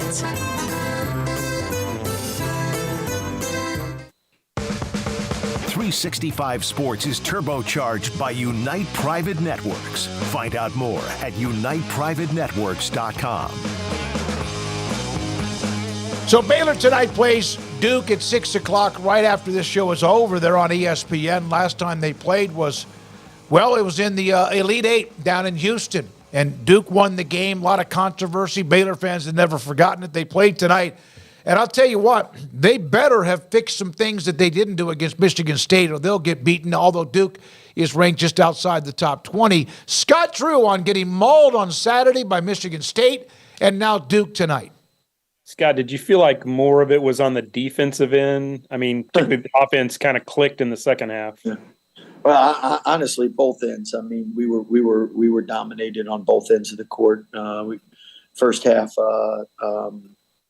I mean, I don't know, research-wise, when the last time we scored that many points in a half. But I can tell you the turnovers were atrocious, and we didn't give ourselves a chance to win with that and put our defense in a bad position. And then shooting 64%, I think that's the highest we've had against us in 15 years. So it all compounded, snowballed. We've seen the movie Perfect Storm. That's what it kind of was first half. Scott, it'll be the second time ever that y'all played Duke. First one was rather memorable.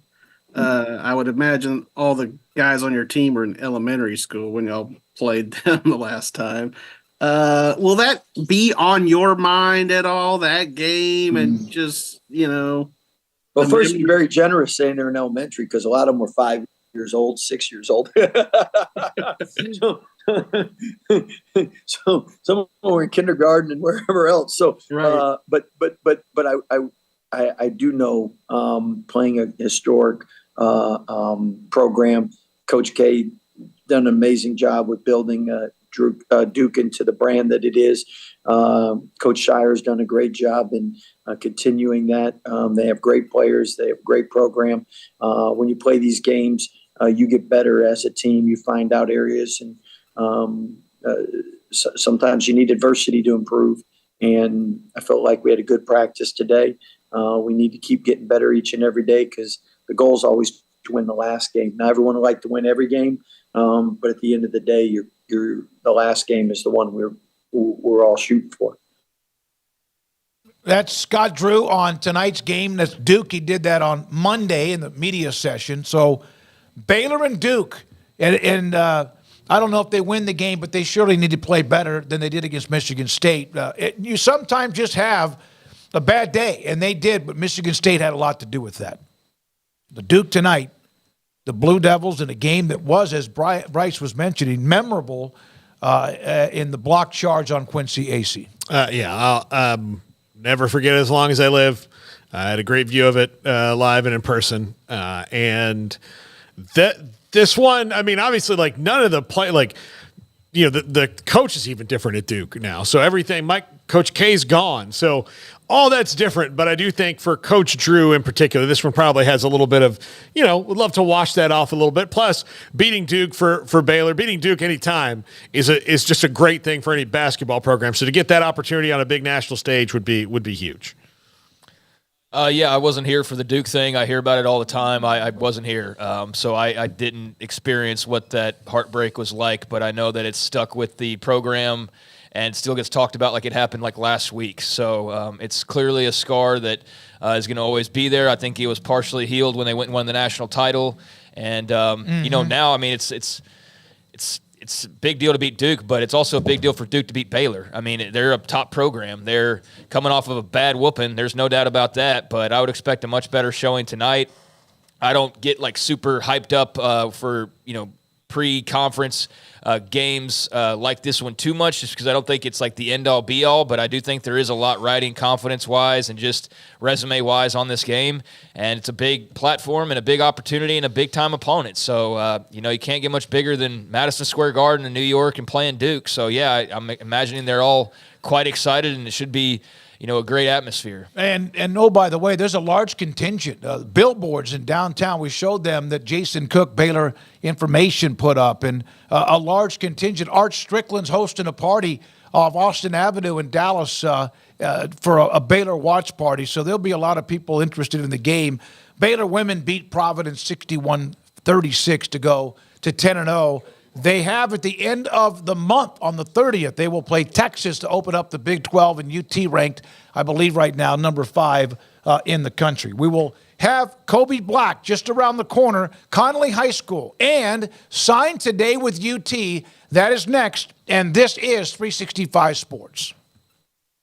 Richard Carr, Buick GMC Cadillac, they are the people that you can count on, and the people that thousands of others have counted on, including myself, over the years. And they've been in business for a couple of decades now at this point, and all along that way, they have been the people that you can count on due to their great pricing, their great ownership, and also their great customer service. And right now, take advantage of this opportunity over at a great family dealership to spend Christmas, and especially if you're traveling with family, in a vehicle that you can count on, just like the dealership that you can count on, because time with family and friends is precious, and they know that getting to your family safely is amongst the top priorities. Whether you need a new SUV to travel with your family or service on your existing car or truck, Richard Carr is here to give you the best deals and the best service during the holidays and all year long. And right now that includes the Buick lineup, a perfect combination of first-class luxury and value like no other SUV. Ranked number 1 overall brand for new vehicle quality by J.D. Powers, Buick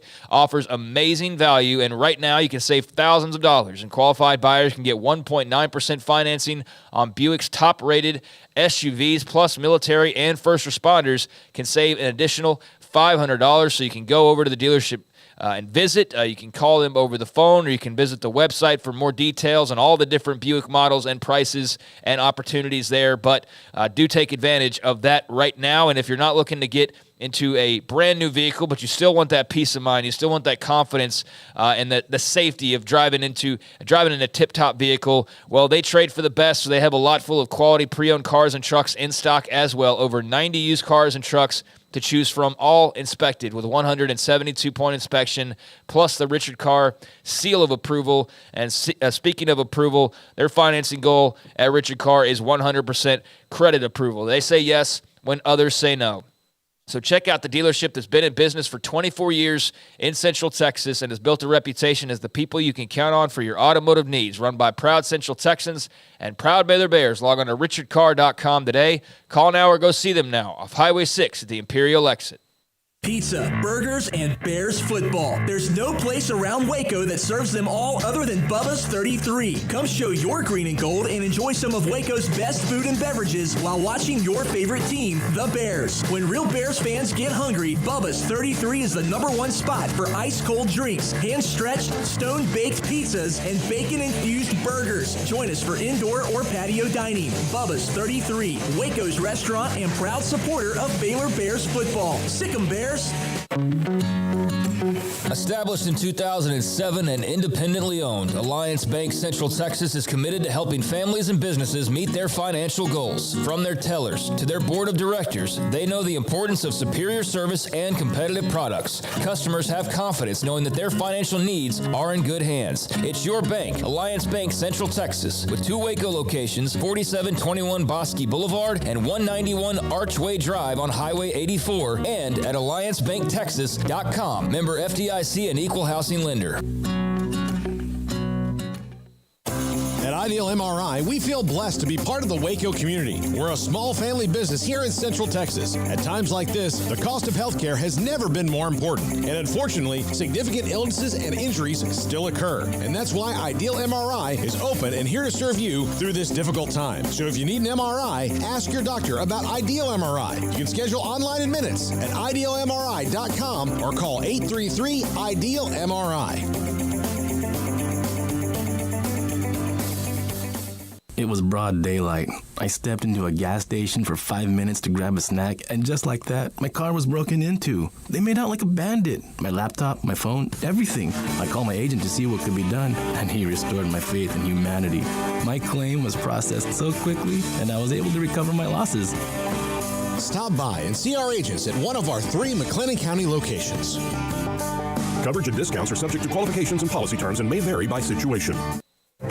Stepping into the boots of a U.S. Army officer can add confidence and leadership skills to your son or daughter's career path. See all the things they can achieve in our boots at GoArmy.com. U.S. Army Waco Recruiting Company, 254-598-8131 or 254-776-1543. Developed by Startup Waco, a nonprofit organization, GXG is a program designed to support the entrepreneurial development of Baylor University student athletes through NIL activations. GXG works with partners and donors to offer a suite of options to student athletes, including connections with local businesses and nonprofits, entrepreneurial development, and other avenues to broaden the NIL profile of student athletes. The program helps student athletes maximize their platforms and offers a comprehensive support system for them to create and grow new businesses that not only benefit themselves, but also uplift the local economy. Fans who wish to support student athletes can donate to GXG via the GXG NIL Fund, BaylorBears.com/GXG. Donors may wish to support the general fund or direct funds to specific sports. Oversight of the NIL Fund is managed by the Board of Directors of Startup Waco and the Baylor NIL Advisory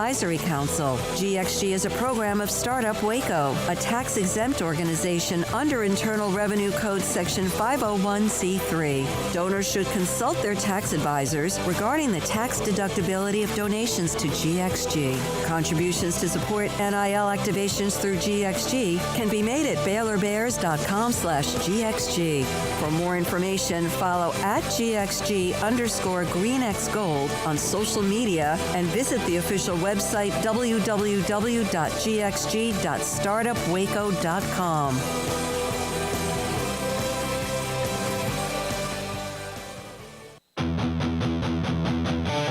This is 365 Sports, powered by Sikkim365.com. Enjoying the show? Hit the like button and subscribe. We're waiting on Kobe Black, Conley High School, who has signed with Texas. We'll get to him in a moment, but until he calls us back, we will go to the 5 games in our college football pick'em. It's been a while because the conference championship weekend is over, and these are 5 bangers, so to speak. And the only New Year's Six game we didn't pick was Oregon and Liberty because I thought we'd all pick Oregon. So okay, yeah. All right. So right now, a game lead on Craig, and then there is Paul Emery. Garrett made a tremendous surge. It was under 500 for a long time, and now back. It was rough. Above 500. Good for you. Now we start with Missouri and Ohio State, and Ohio State without McCord. Although based on some of the reactions from Ohio State fans, they don't think that matters. But I think it does. I take Missouri, and the Tigers are damn good anyway. I'm just going to take – Missouri's going to have more of their full roster, and so that's why I'm taking that. I mean, like, they're going to have all their playmakers, is where Ohio State's not going to have their starting quarterback for 12 games this year. They're not going to have Marvin Harrison. They're probably not going to have Emeka Ibuka. So they're not going to probably have Travion Henderson. So at the end of this, all the draftable guys, Missouri's got a whole bunch coming back. Ohio State's going to be playing, next year's team. I think Missouri has the advantage in that regard. Yeah, and this is the Cotton Bowl for what it's worth up there in Arlington at AT&T Stadium. But, yeah, I think this is greatly affected by opt-outs. I mean, if it was all equal, I'd pick Ohio State in this game. But you start with quarterback alone, and not that Kyle McCord was a superstar by any means, but he's not a bum either. So I don't know the whole, we're not going to miss him at all. He was your starter the entire season for a reason, so he was clearly better than your other options, but he's not even available. Your star receiver, amongst others, not available. So I just think it's been Missouri's kind of year. This has been a great run for them and feels like a great opportunity to go ahead and win a big-time New Year's Six bowl game and head on to the offseason with one of the better years that you've had in quite some time. I would love to see Florida State without Jordan Travis and without others, but they might be swimming upstream. We'll see what Georgia has as far as their emotional meter, but I'm tired of those excuses. Well, we didn't care. It's a damn bowl game, and you're pretty good. Why don't you close it out? We know Florida State has a lot to prove, and yet again, they shouldn't have to. Florida State, Paul, initially at Georgia, and you just couldn't do it. I couldn't do it. I'm riding with my guys. I don't know how they're like. There's like if they did it, it would be on pure pride. They're like no Trey Benson, no Johnny Wilson, no Jared Verse. They're going to be down Jordan Travis, a backup defensive tackle, and Malcolm Ray. They're going to be down Fabian Lovett, a starting defensive tackle. They're probably no Keon Coleman. So there's a lot of guys not playing in this game. Tate Rodemaker will be back at quarterback, but I'm just betting on Georgia's opt-outs to hurt them a little bit more. I don't know. I'm just going to ride with my guys. It doesn't have to make sense. I'm riding with my guys. I'm taking Georgia. Yeah, as you should. Yeah, I'm taking Georgia. I don't think there's really too much conversation to be had here because of all the reasons that Paul listed. And, had it been more equal footing with everybody available, then this would be one of the better games, if not a very playoff-worthy game for certain. Would be great if it was still that and just didn't have the playoff label because both these teams didn't get in, but they still had their full complement of talent. But we don't get that opportunity to see that, so we get what we get, and I think all things considered, Georgia's the better team. So, I'll go with the Dogs here, given the circumstances. Mr. Ross?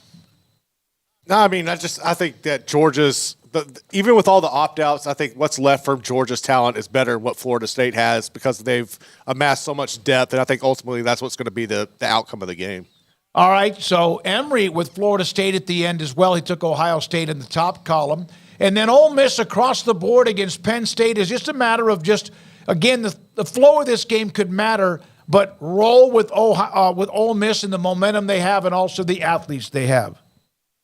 Yeah, I don't think that Penn State can hang with Ole Miss athlete-wise. I mean, this is what happens at Penn State. They are really good, but they're not great because when they play teams with better athletes, they get stroked, and that's what happened to them this year. That's probably what's going to happen to them in this bowl game. So, yeah, I don't expect anything different. I think Ole Miss and Jackson Dart, while they'll be playing against a pretty stout defense, I think they're going to roll.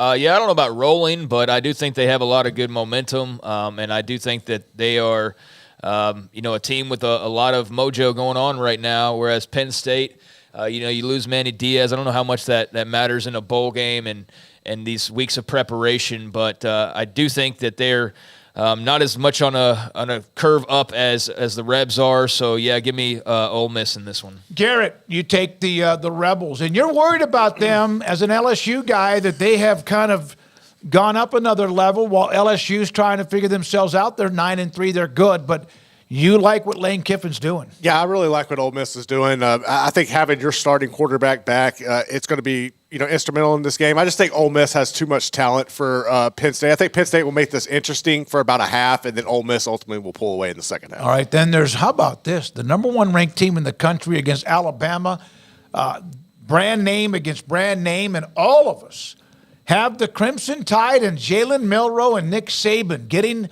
a chance to play either Texas or Washington. And wouldn't that be interesting if it's Texas again who beat them in Tuscaloosa across the board? Craig, we start with you at Alabama, Michigan.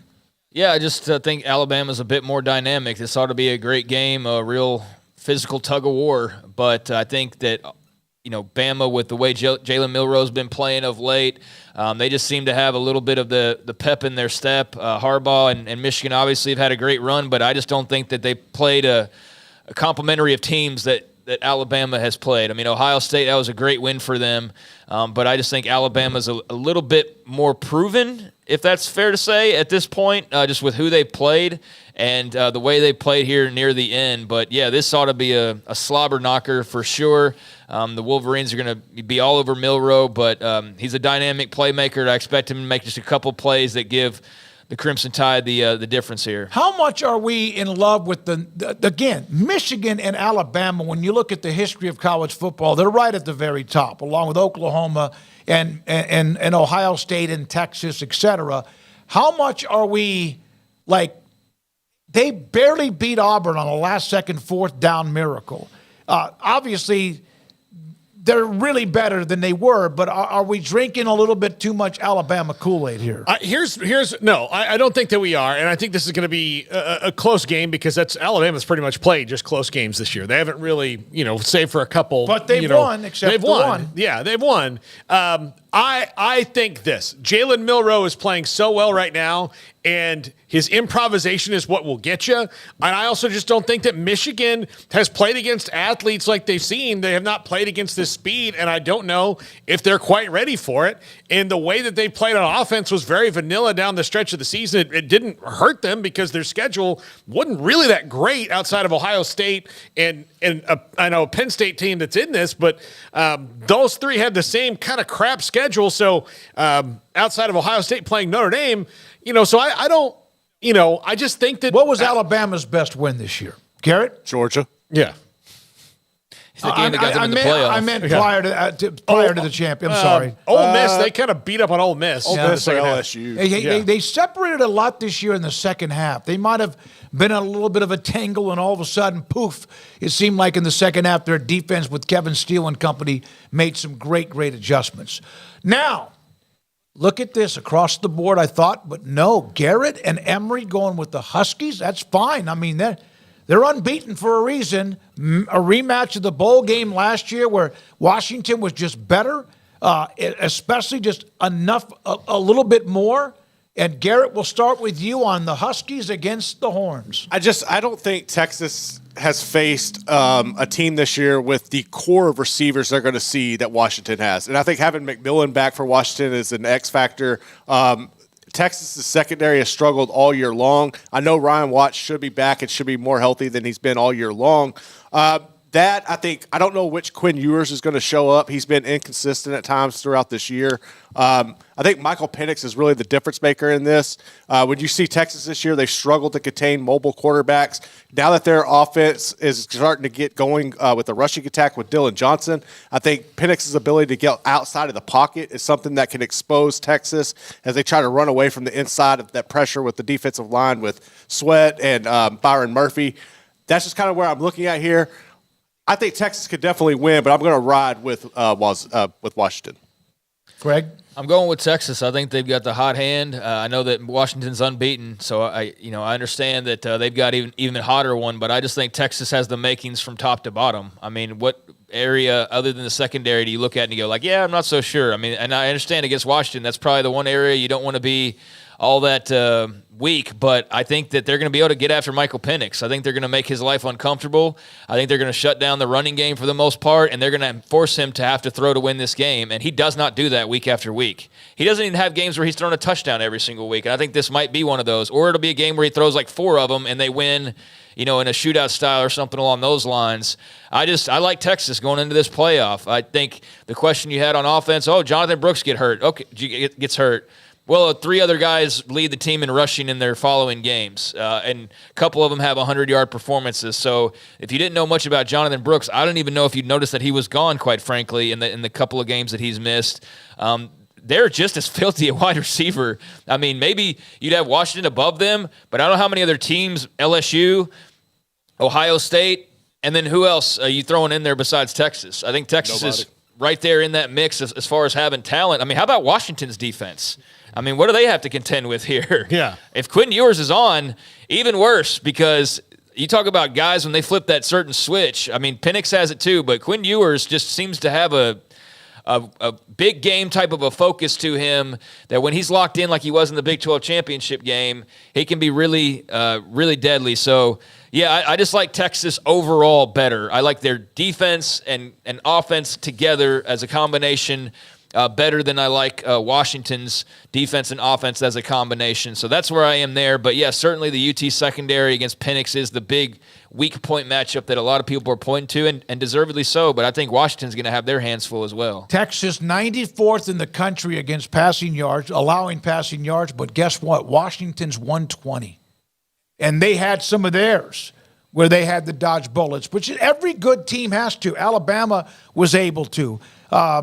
Michigan pretty much just did whatever they wanted to do, but that Ohio State game was obviously very competitive. But everybody has to dodge bullets. You can't be the perfect team. There aren't many 2001 Miamis.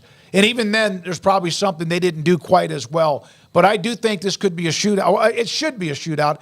But the Johnson factor, running back, really helped Washington when they went against Colorado. I was at USC.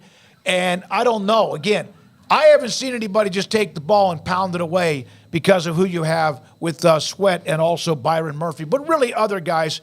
But I'm taking Texas.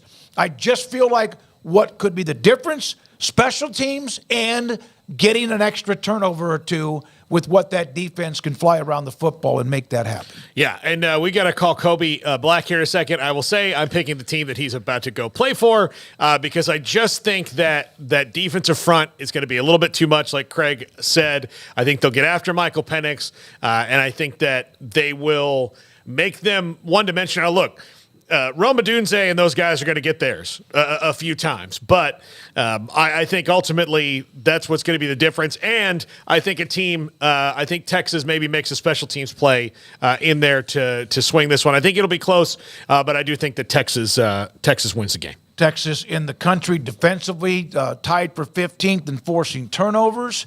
And Washington, I don't see them among the top 50. Texas with such great speed. Xavier Worthy, maybe he takes a punt back, who knows? Or Kalen Williams, maybe he runs a kickback. We've seen them both do that. All right, when we come back, we're going to hopefully, to keep it here, okay, hopefully get Kobe Black. Paul's been in touch with him to get him on the show. Running a little bit late. He was in a car with his mom. Give him time with his mother and also his family. Mitt Winter will join us, NIL attorney, a little bit after 5. And then Jeff Traylor, who texted me back. I was sound asleep when I asked him about being on the show today. Texted me back at 4:35 after a late night game last night and the win against Marshall. And what a nice win for UTSA, their first ever bowl victory. Think about that with all the teams that they've had, especially in recent years.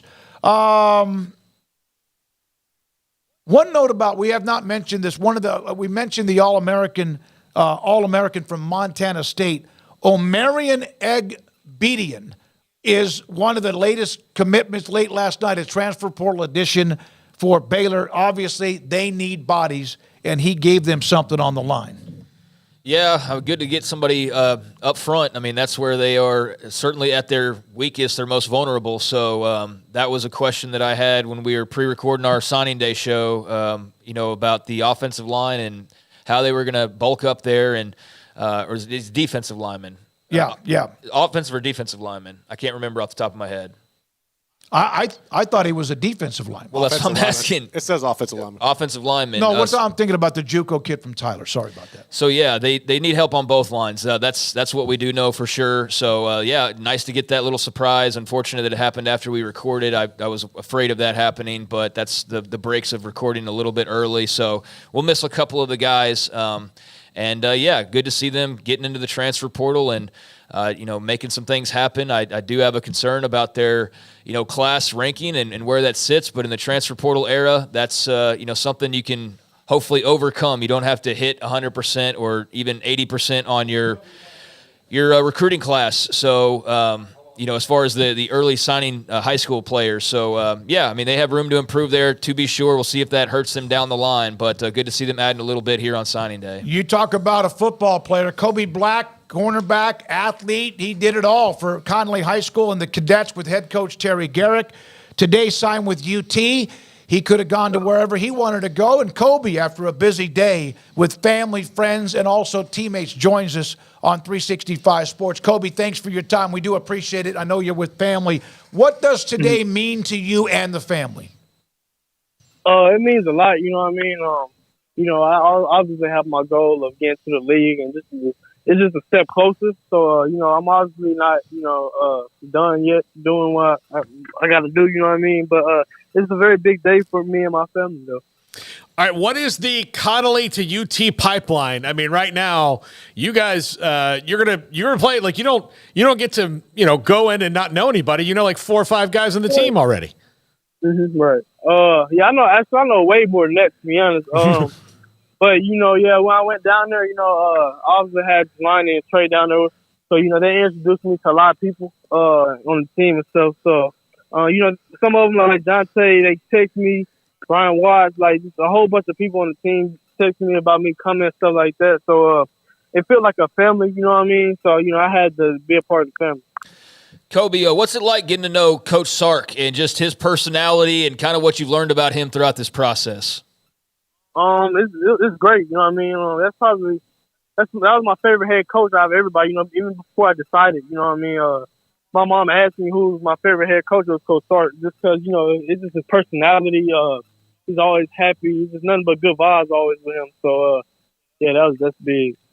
You have in your family, Corey, obviously, with what he's doing at Oklahoma State, among others, the Conley family with other players that have gone on to play college football, not just the teammates in Austin. How much, Kobe, did you pay attention along the way, and how much did you use that in your own experience in recruiting? I paid attention a whole bunch. Watching my brother play corner while he was in high school. When he was in high school, I was in junior high or elementary, so I was just watching him.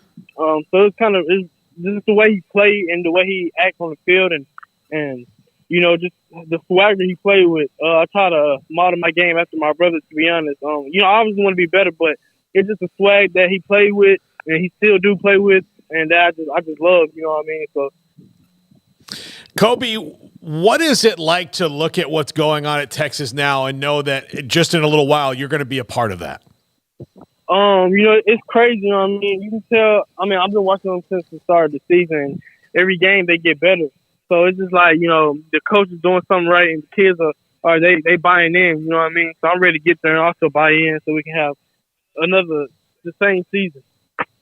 How would you describe the recruiting process? Some guys really enjoy all the attention. Some guys like to, take advantage of it as much as possible. Some guys don't like it so much. How did you sort of view it, having gone through the craziness of it all, especially as such a high-profile prospect? I definitely enjoyed it. I'm very blessed. But I kind of like to keep everything. I like it's my business, so I kind of like I ain't want to tell too much to the reporters or anything like that, but. I was super blessed for the opportunity and all the attention I was getting. So, was it from day one you thought that you would end up in Austin, or Kobe, was this kind of a journey that you didn't know even a year ago or 3 years ago or when you entered high school? Yeah, it's definitely been a journey. I honestly didn't know where I was going, to be honest. I was early in my process. I was scared of not knowing where I was going to go because I had so many offers. But God helped me, and He showed me that Texas is a school, so I just put all my faith in God, and I believe it's a school too. So I asked you what it was like today for you and the family, but is it? And we asked most of the players when they sign. You're now signed. Is it a relief in any way? Do you feel that or not? Most definitely, it's definitely a relief. I'm ready to start. I'm ready to get down there in Austin and start playing. To be honest, but it's a big relief, and it's just a whole bunch of excitement. Kobe, the Cadets Unite, I know the season didn't end the way you guys wanted with the loss to, what was it, Jasper? Kiefer Sibley, one of your teammates, a fantastic running back, today signed with North Texas. What kind of running back did they get, the Mean Green? I feel like, to be honest, he's the best back in Texas, if you ask me. You turn on the film, it shows, like, I haven't seen a game where a team stop Kiefer, you know what I mean? Like, they can load the box, they can do all they want, but you can't. It's hard to stop them. I also went and get some in practice. I go get some in practice, so he's very hard to tackle, and he's also strong. He's super strong. He's shifty, fast, so he can catch. It's all your favorite back, like him. You know what I mean? You got everything. But it's definitely a steal if you ask me. So Texas definitely got a steal, and I just can't wait to see what he do up there. Who's faster? Me. But I'm a corner, so I'm supposed to be a little bit. He's a running back, but I got him though. Are you you are a corner, but in high school, obviously a heck of an athlete. You played on both sides of the ball. You were involved in everything in special teams. Have they said much to you at all? Although Matthew Golden's coming over from Houston, who's a kickoff and punt return guy, have they said anything to you about being a part of special teams, or is it going to be like Trey Wisner and be on coverage teams too to earn that stripe? Coach Stark said, he will definitely like me try to go block a punt. So punt, I'll probably be on there. He said for sure, but I'm definitely gonna have to earn my stripe, and I'm ready to compete. So. Last thing, how much, not only did Texas the momentum and what you saw when you went there and watched him on TV, how much did the SEC come into play with you? A whole bunch. You know what I mean?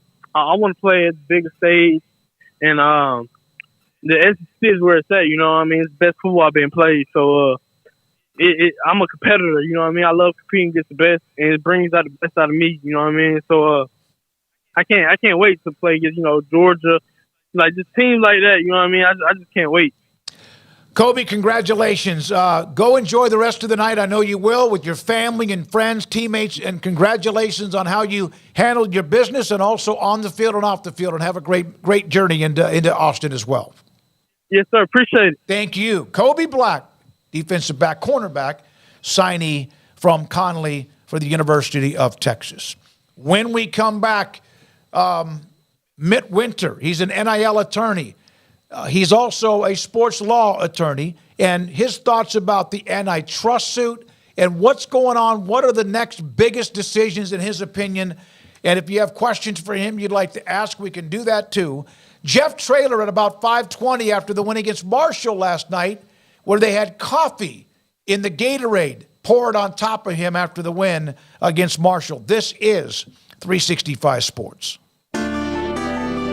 One size fits all. That may be all right for an adjustable belt or cheap sunglasses, but when it comes to your financial needs, no one wants a one-size-fits-all strategy. Cam Heathcott, your Edward Jones financial advisor, knows that his most important goals are yours. That's why we take the time to understand your needs, knowing you. That's how Edward Jones makes sense of investing. Cam Heathcott in Conroe at 936-756-7717. Edward Jones, member SIPC.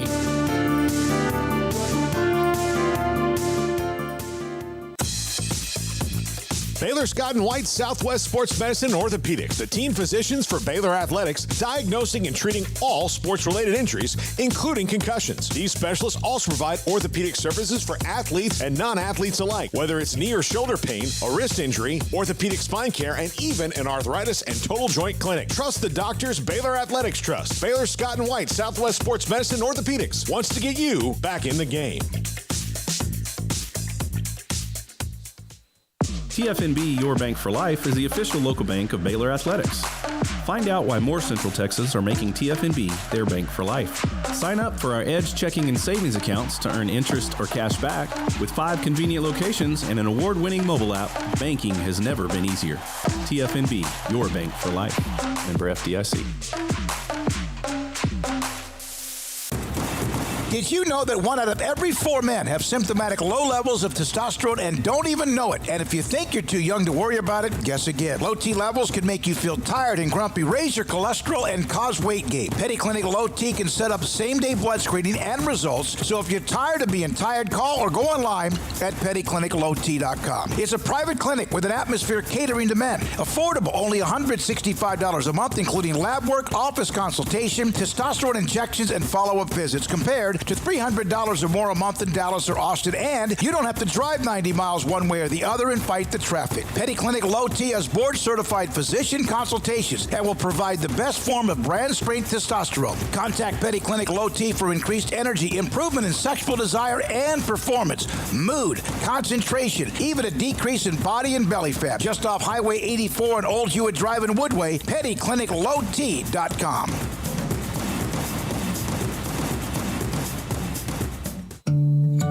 Oh, Richard Carr, Buick GMC, how lovely are your SUVs. Oh, Richard Carr, Buick GMC, I love the trucks you have for me. Strong and tough with luxury, room for all my family. Oh, Richard Carr, Buick GMC, you are the dealership for me.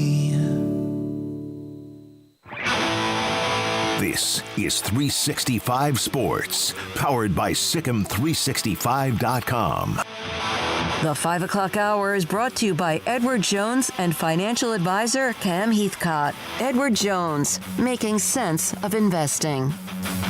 Now here's David Smoak, Paul Catalina, and Craig Smoak. Man, things have changed covering college athletics, from what were wins and losses and maybe coaching changes and recruiting to the transfer portal, NIL, antitrust lawsuits, and, of course, realignment and so much more. Mitt Winter Sports Law on Twitter, NIL attorney, also sports law attorney, joins us on 365 Sports with Paul and Craig. David Smoak. Mitt, thank you for your time. So what right now is the number one, I guess, legal issue the NCAA should be most petrified about? I don't know if I could narrow it down to one. I'm going to go with, I'll go with two. Number one is just antitrust litigation in general. I'm sure you guys are familiar with the House case that is pending, and it has potential damages number in the multiple billions of dollars. There's a new antitrust case filed by the same plaintiff's attorneys as the House case, called the Carter case. It shares some similarities with the House case. And then actually the transfer rule case that just happened on the federal court in West Virginia that doesn't allow the NCAA to enforce its transfer rules anymore is also an antitrust case. So definitely antitrust law and litigation in general. And then I would say the employment issue, whether at least some college athletes are going to be declared employees at some point. There's a couple of National Labor Relations Board proceedings that are ongoing right now that are going to answer that question for us. And then there's also a case pending in federal court called the Johnson versus NCAA case on the employment issue as well. So to me, those are the two big things, just because they're going to have a really big part in determining what the model for college athletics is going to look like moving forward. So, Mitt, how do they how do they get an antitrust exemption? Does that seem likely or unlikely now? And when they do that, does that mean that they probably just need to come to grips with the fact that they're going to lose on the employment thing too? Yeah, in terms of the antitrust exemption, there's really two ways. Number one, they could get a federal law passed that provides them with an antitrust exemption. And that's what the NCAA and conferences and some schools are lobbying the federal government to do right now. They've been spending a lot of time in Washington, D.C. With that lobbying effort. I personally don't think that will be successful, at least this year.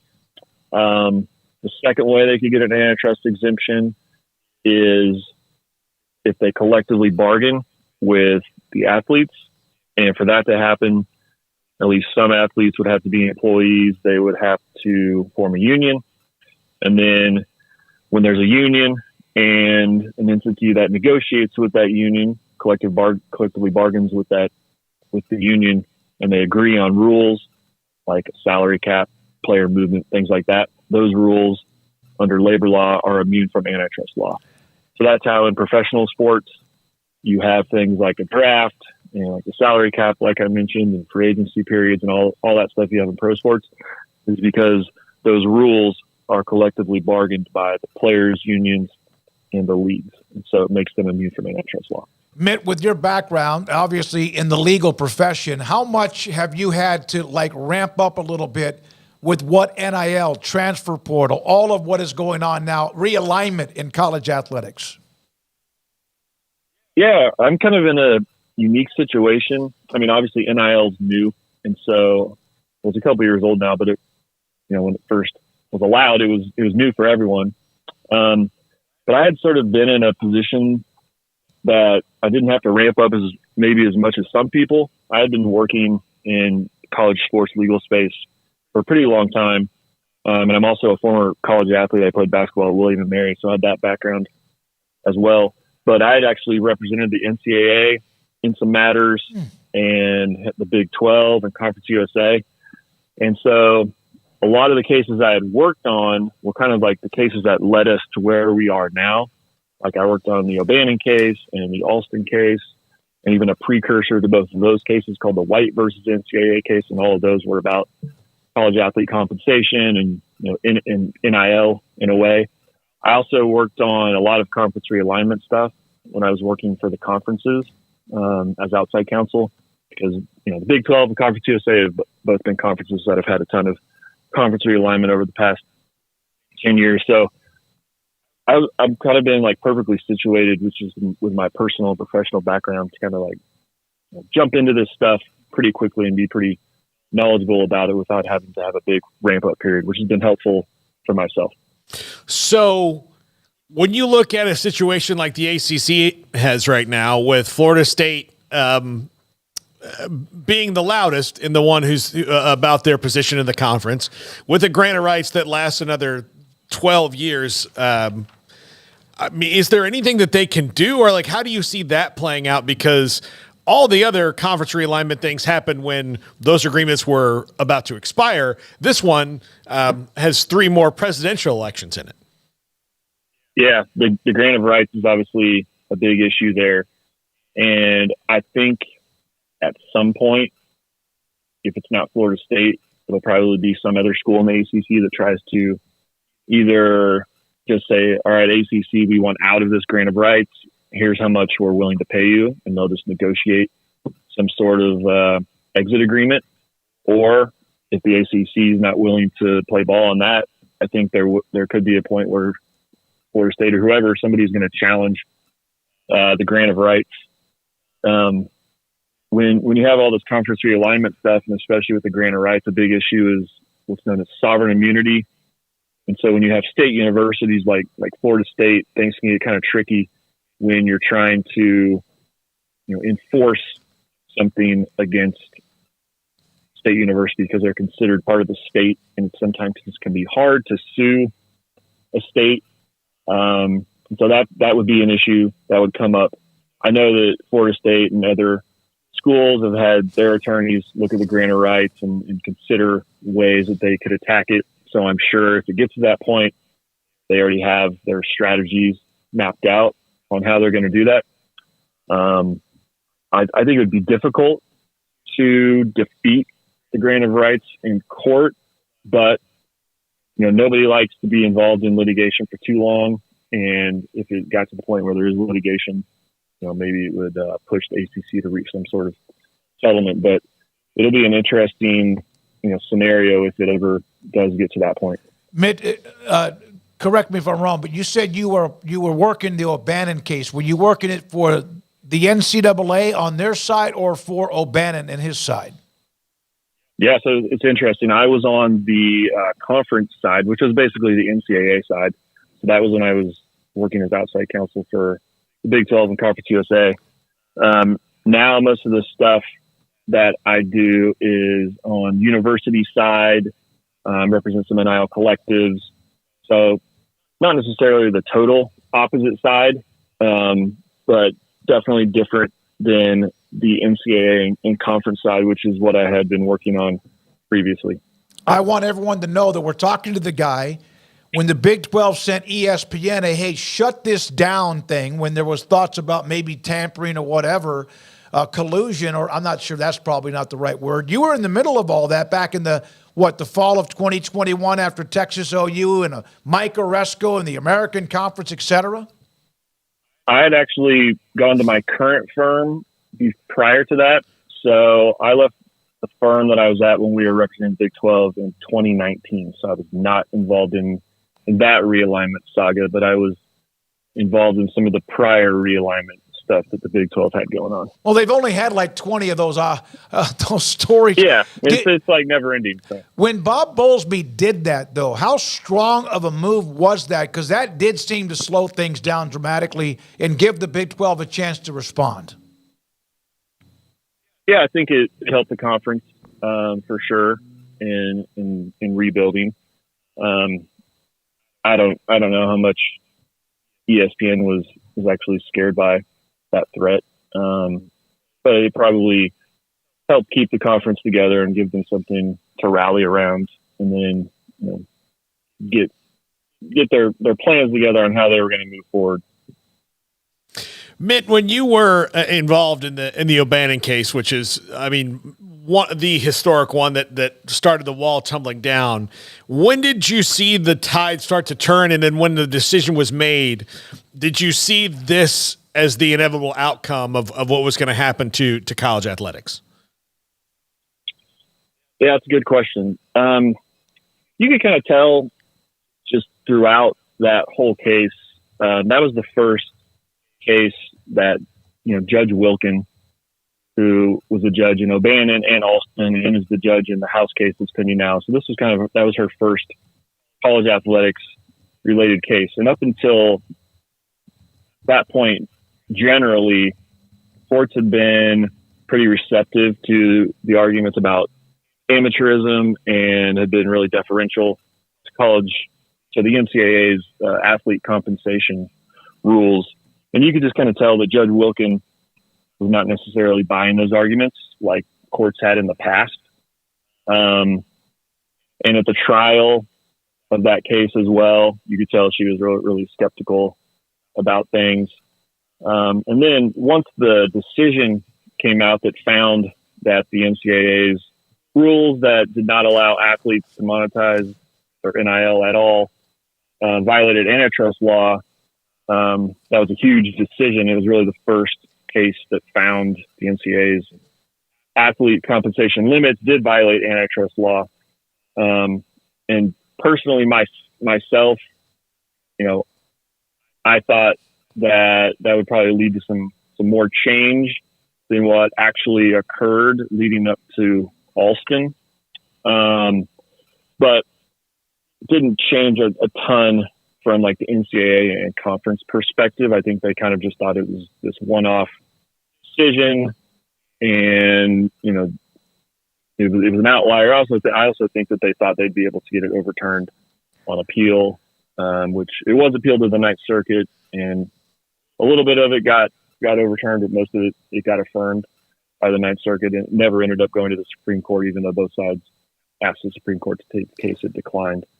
But yeah, that was really the beginning of getting to where we are now with the NCAA having all kinds of antitrust problems. And it was really all because of O'Bannon, and then Alston went even farther than that because it did go to the Supreme Court where they lost 9-0. How much would you say, Mitt, we appreciate your time, how much would you say where the NCAA is today? It seems like they've got darts being thrown from every direction. Is stubbornness that they should have known better 20, 25 years ago, or they just thought this was never going to happen?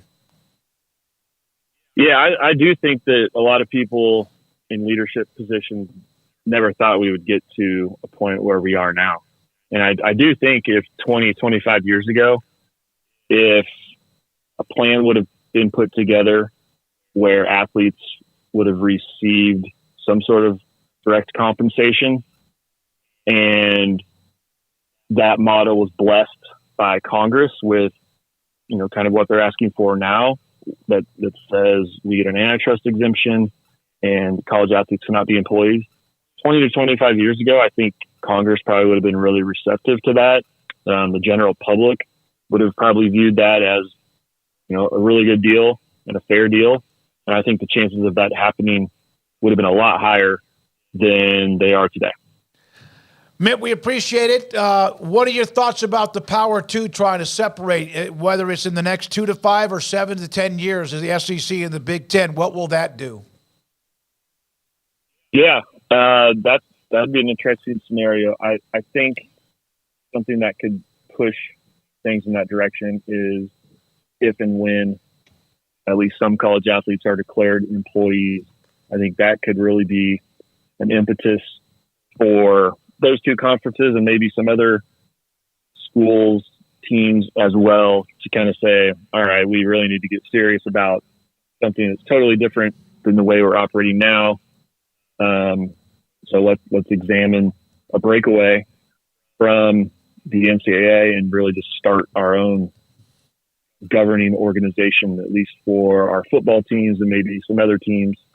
But I think that could be a really big turning point there with the employment issue that could push things in that direction. Thank you, man. Love the follow on Twitter. Again, at Mitt Winter Law. He is with us. Thanks for your time, Mitt. Have a great week, and with all the things that are going on with the NCAA college athletics, too. By the way, Dalen Evans, who's supposedly committed. He is to Texas A&M, was going to make that decision or sign today.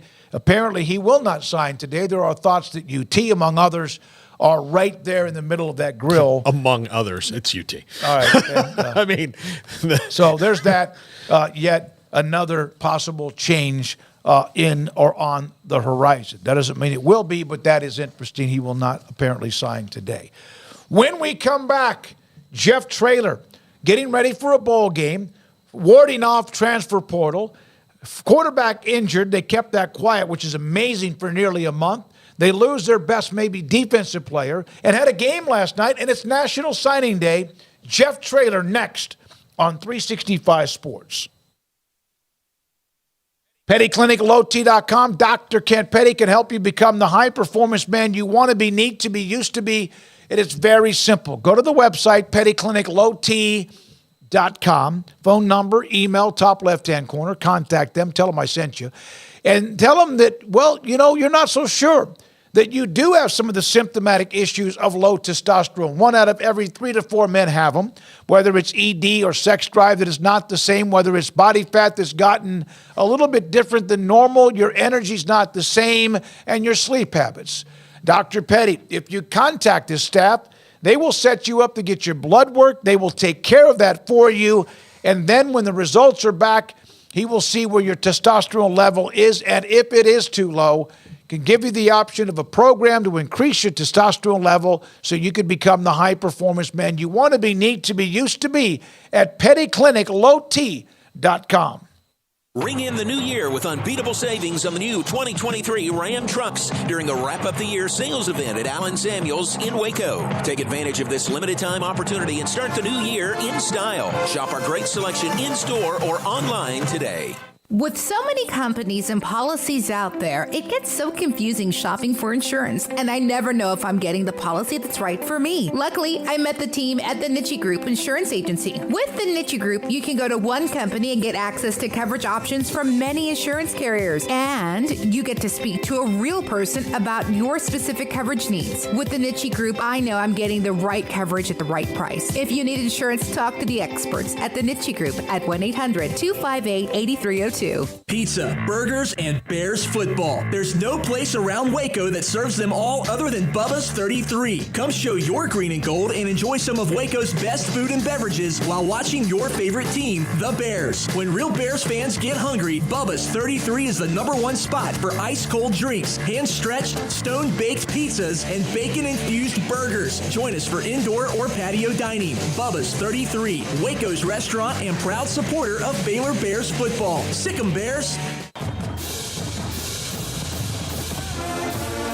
Looking to connect with Baylor alums in your area?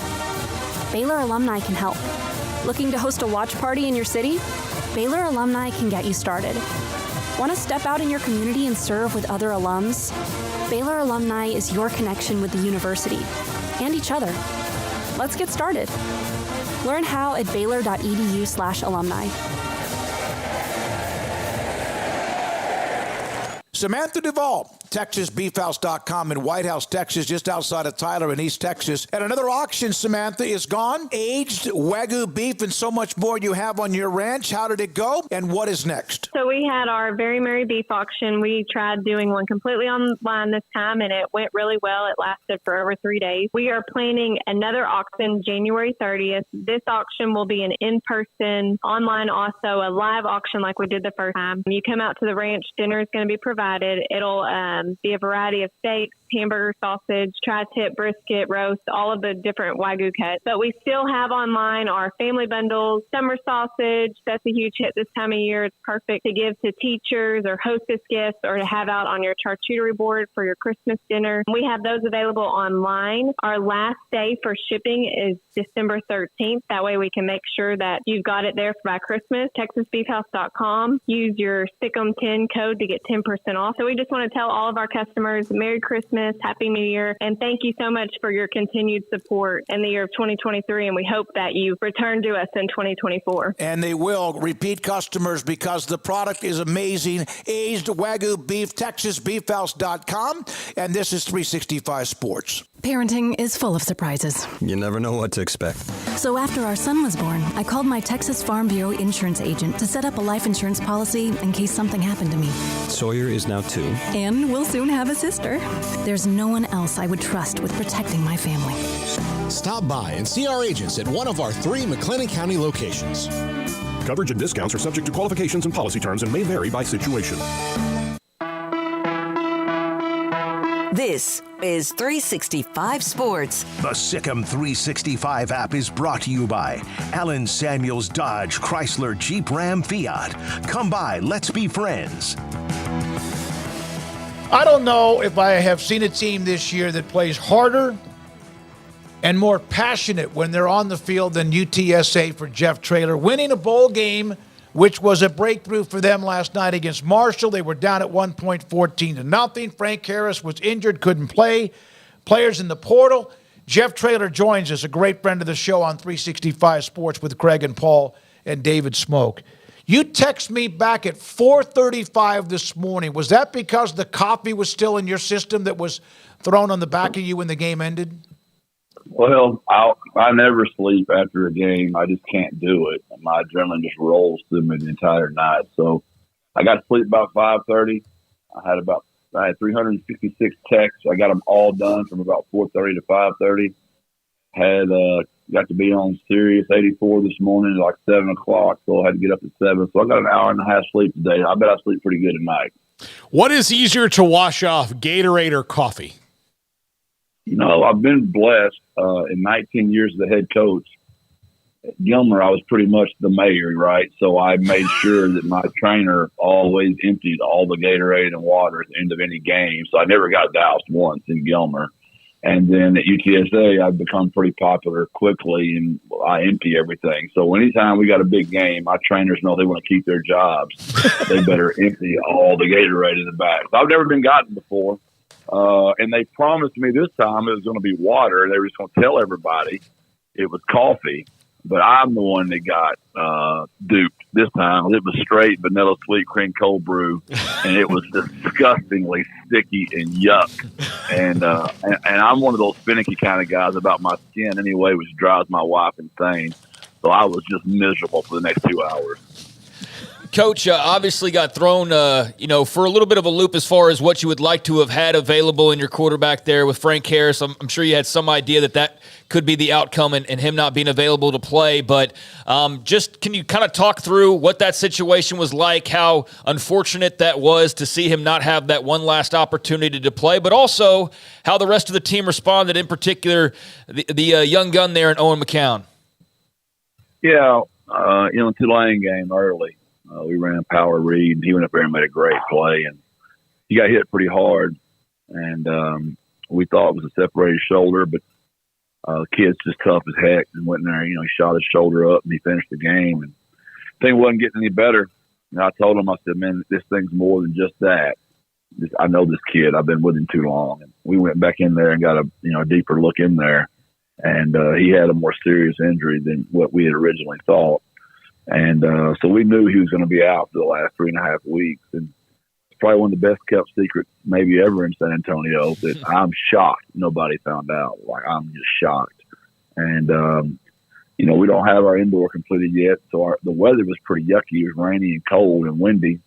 So my media didn't come on the field. They were waiting inside. So none of those guys saw Frank not practicing. So we just got lucky. And it was terrible that we didn't get to go out with Frank, though. That really bothers me. He's such an amazing human. He prepared Owen all week and a half, 2-3 weeks. He was on the sideline there for him. Owen got off to a really bad start. We only had one first down after the first quarter, and he'd already thrown 2 interceptions. But he calmed down. We went for 21 points in the second quarter, and we got really hot from then on. Did you ever think when you were coaching Josh McCown and what was at Jacksonville under Danny Long and that great staff that you might one day be coaching his son?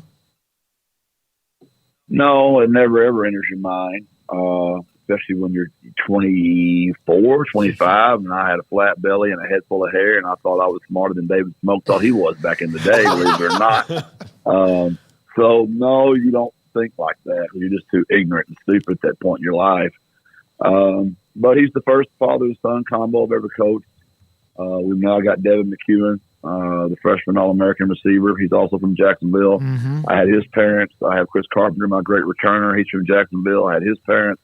Well, I now have 3 on my team. So which lets everybody know how old we're getting, David.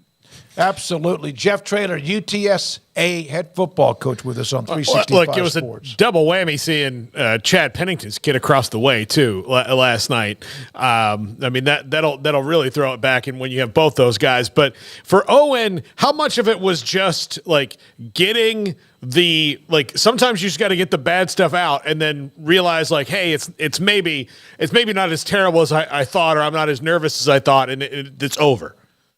Well, you hate to make excuses, right? But I try to be a fact teller when I can be a fact teller. Sometimes in coaching, you got to use some coach talk at times. But when you don't have to, you like to tell the truth as much as possible. That's kind of what the Lord would like for us to do. We lost the toss, right? So they kicked with the wind, and we get backed up. He's throwing in the wind. It's 40 degrees, and it's not ideal. And we throw a slant, and it bounces right off the hands of one of our best receivers. Tips right up for an interception. So that wasn't him. Now, just like his father, he checks a protection. He's max protects. He decides he's ready to go downtown into the wind when he underthrew it. There's an interception. Now, that one's on him. Now, once we got the wind flipped and our defense started taking over, we scored 21 points. That wind was more of a factor than you might could tell just watching it on TV. Coach, what's it like to win your first bowl game, and what does that mean for you, for the program, and just kind of getting that box checked and having that to celebrate, having that trophy in the case? Well, you know how great you media people are. You kind of create your own story. Now, we created it because we're the ones that didn't win the game, but when you get reminded of it every day, it kind of becomes, mental to a degree. And I felt like my kids were really straining and stressing just to get over that. And it's unfortunate because we had 3 great years that we just hadn't closed it out. We lost to a really, really good Louisiana Lafayette team who was 15 in the country with Billy Napier, come back and lose to San Diego State, who was top 25, and we lose to, Troy, who was top 15. So we've had just a murderous row for our bowl schedule. And it was nice that we kind of caught a break. Marshall had a really, really good defense, but their offense had kind of been in shambles. OC had been fired. Quarterback got in the portal. So we were a little fortunate. Now, we were unfortunate that our quarterback was out. Our All-American outside linebacker who led the country in sacks darn near, he got in the portal, so I didn't have him. And then Rashad Wisdom, my other guy that wears 0, the leader of my defense, he breaks his arm early in the game. So both my zeros, which is our top number for us, did not play in the game. So had a lot of young kids step up, and it was just good to get a win. Jeff, have you ever in your life ever been more upset with an official than you were the back judge on that pass interference call when the ball was 10 feet over the head of the receiver? Yeah, I'm sure. I've gotten way better in college. By far, that's in college the most upset I've been. Those guys are usually very consistent, and you just don't have to voice your pleasure that much, displeasure. So I hate it. I'm sure, he saw what he saw, and I don't want to lose my bowl bonus on official, so I'm not going to say much. Can you say anything about where you played and coached winning a state championship? You mean my first one? No, like them winning this past weekend. Can you say anything about where you are from? Winning a state championship. Okay, yeah. I just can't talk about the players that I might be recruiting on the team. Right. But yeah, that's loosened up a lot. And one of the most special moments of my life. It's never open; it's always dead. So I got to be there, and it just so happened we're in Frisco. We practiced that morning, and one of my boosters was kind enough to get me there on the jet. Got my whole staff there, so we had all 11 of us on the sideline. And my staff, obviously Kurt, who's on my staff, and Coach Turner, there's some guys on my staff. Luke Turner played for me. They know about Gilmer, but a lot of those guys hadn't really ever seen those guys in action. And it was just awesome for them to watch. You know how East Texas is. Those guys are expected to see these huge, massive 6A kids, and Gilmer's out there with their little bitty kids running around. And it was just great to see all of it. You know, Alan Metzel was my offensive coordinator all those years. Mm-hmm. My nephew coaches the O-line. My cousin coaches the O-line. My first quarterback's on that staff. My first receiver. I bet I've got 8 former players and all my assistants. It was just a really special day, David, and that's the first one they won. The last time we were all there together, David, was 2014. Yep. And we won it together then, and they lost the other ones when they got back. But I got to be there this time, and I'm just so happy with those guys. And Rick Albritton, what an amazing superintendent to tell all that together for 20-something years now. The Texas High School Coaches Association hat. I know Matt Rule one time wore that. You wore it last night. Obviously a message to what that group, what that fraternity is all about. Yeah, that's exactly what it was. It was just a shout out back to where I came from and how proud I am to be from that organization and what they do for kids. They teach the game of life every day. You know, it's the great thing about having that organization. We might not be teaching as many English classes and math classes as people would like for us to because we were in athletic periods. And I know that bothers certain people, but the game of football, you're teaching life every day. And I promise you those kids, as much as English and math is important, life is really important as well. Jeff, you have new toys coming. You mentioned the indoor. What's on the horizon as you head into the off season? Yeah, we're not all the way there yet. We're fundraising for it. That's just one of those kind of deals, with NIL. How much can you ask from your boosters? I mean, where does it stop? I mean, they're supposed to, fund the football team and build facilities for you and provide scholarships and get suites and get tickets. I feel for our boosters. I really do. Somehow we've got to find a way. I thought Chip Kelly's idea was just so fantastic. We've got to start sharing this money with these players, and it's got to become regulated somehow. And I don't know if you've had the opportunity to see that yet, David, but it's a really good 4 or 5 minute listen. Yeah, we did. We played it on the show. Absolutely. Yeah. We did. It just seems too simple, yeah. Right? But I wish we could get moving towards something like that. Coach, kind of on that subject of just all the stuff that's going on, you had a bowl game last night. You have to turn right around and assign your signing day class today. You've still got the transfer portal going on. There's Christmas around the corner. I mean, I could go on and on and on. I don't need to tell you all the things that coaches have obligations-wise right now, but if you could have some input on just the construction of a calendar, what are your thoughts on kind of how busy everything seems to be these days in college football for coaches, and what kind of separation could you foresee in the future that would help alleviate some of that? Well, I really don't know what the answer is. I just know it's a lot. I mean, we've been blessed to play in 2 conference championships in a row before this year, so we didn't get to have any official visits that weekend. This year we thought we were going to have our 3rd in a row, but we lost to Tulane, but you got to plan for it. So that weekend was shot again. Then we drew an earlier bowl than we anticipated because SMU did not get invited to the New Year's Six Bowl.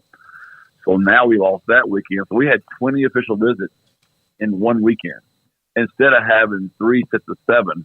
You know what I mean? We can get to know the families better. And you're practicing for a bowl that entire time while you're hosting all those official visits. We've had players on our campus, official visits, that are playing in bowls for other teams. I mean, it's the weirdest thing I've ever seen in my life. It's just not what we all grew up, but it's the new way of the world. And we're just trying to hold on until there becomes some type of system that becomes maybe more normal.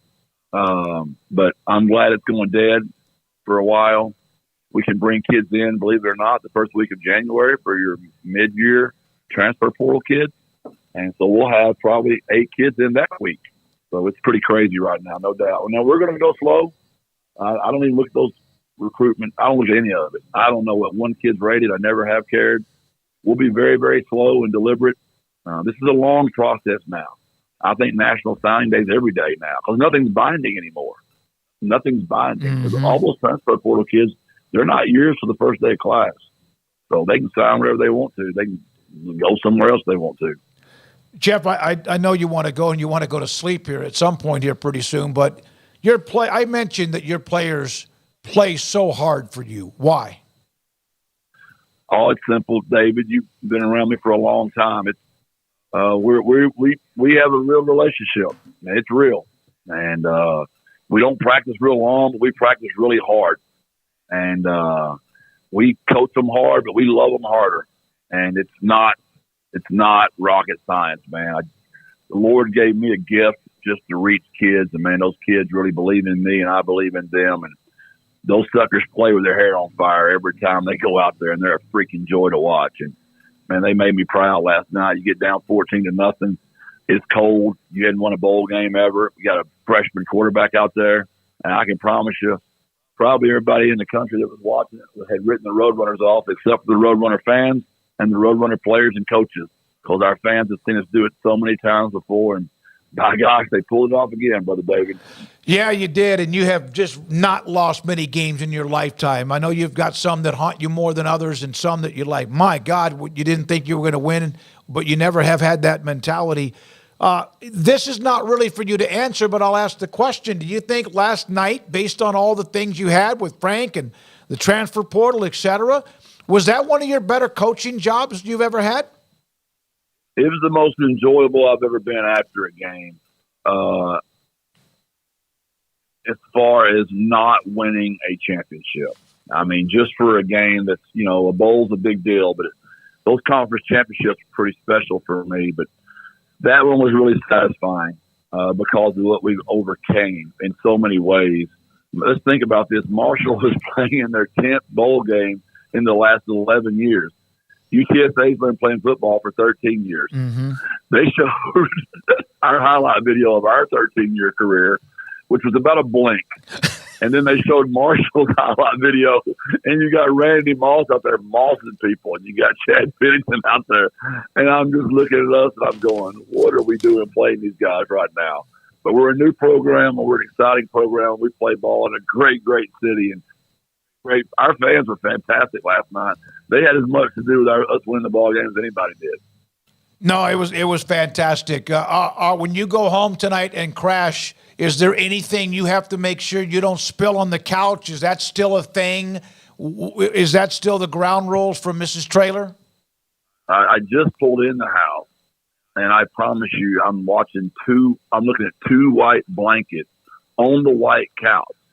I assume that's where I'm supposed to lay if I get to lay on the couch. I assume, David. This thing is taking a mind of its own. You know what she reminds me of, though? My brown leather couch that got put to the upstairs room. She tells me I can go up there and welcome to sit on the brown couch all I want to. I think that's the way she's telling me to get out of her den and go up in my man cave up there, I believe, David. We love you, man. We appreciate you so much. Congratulations on getting that bowl win. Also, what you did, your staff and those players last night to beat Marshall. Appreciate it. Enjoy the down period. I know that you rarely get those, and enjoy a little bit of rest too. Thank you, Coach. One last thing, Dave. 18 seniors. All of them eligible the first time ever. Second highest APR in the history of our school. Really proud of those 18, and they got them a win. Thank y'all so much, David. God bless. Thank you. You too. Jeff Traylor, football coach at UTSA. He has never changed. From the time I knew him when he was a cocky 24-year-old, like he said, when I was pretty cocky myself. Yeah. Was. Whoa! Sorry. Whoa! Oh, my God. Just too easy. It's too easy. I mean, damn. You teed that up. Merry man. Christmas and Happy New Year. You teed that up. I man. did. You teed that up. Yeah. No, I'm glad to hear. So this is what I found out about being married. There are blankets and pillows that are not for use. Like they're decorative.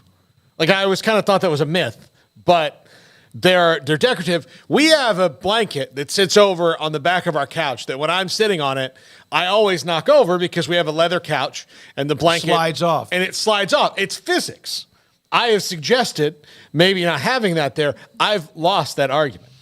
I've lost it. What you need to do is move it before you sit down. No, it has to stay there. So I now because what happens is it reclines. The seat reclines, and when I recline back, it's on the middle. Like the motion of the couch makes it move. So now I've become really good at doing this, like hitting the button with one hand and grabbing the blanket with the other.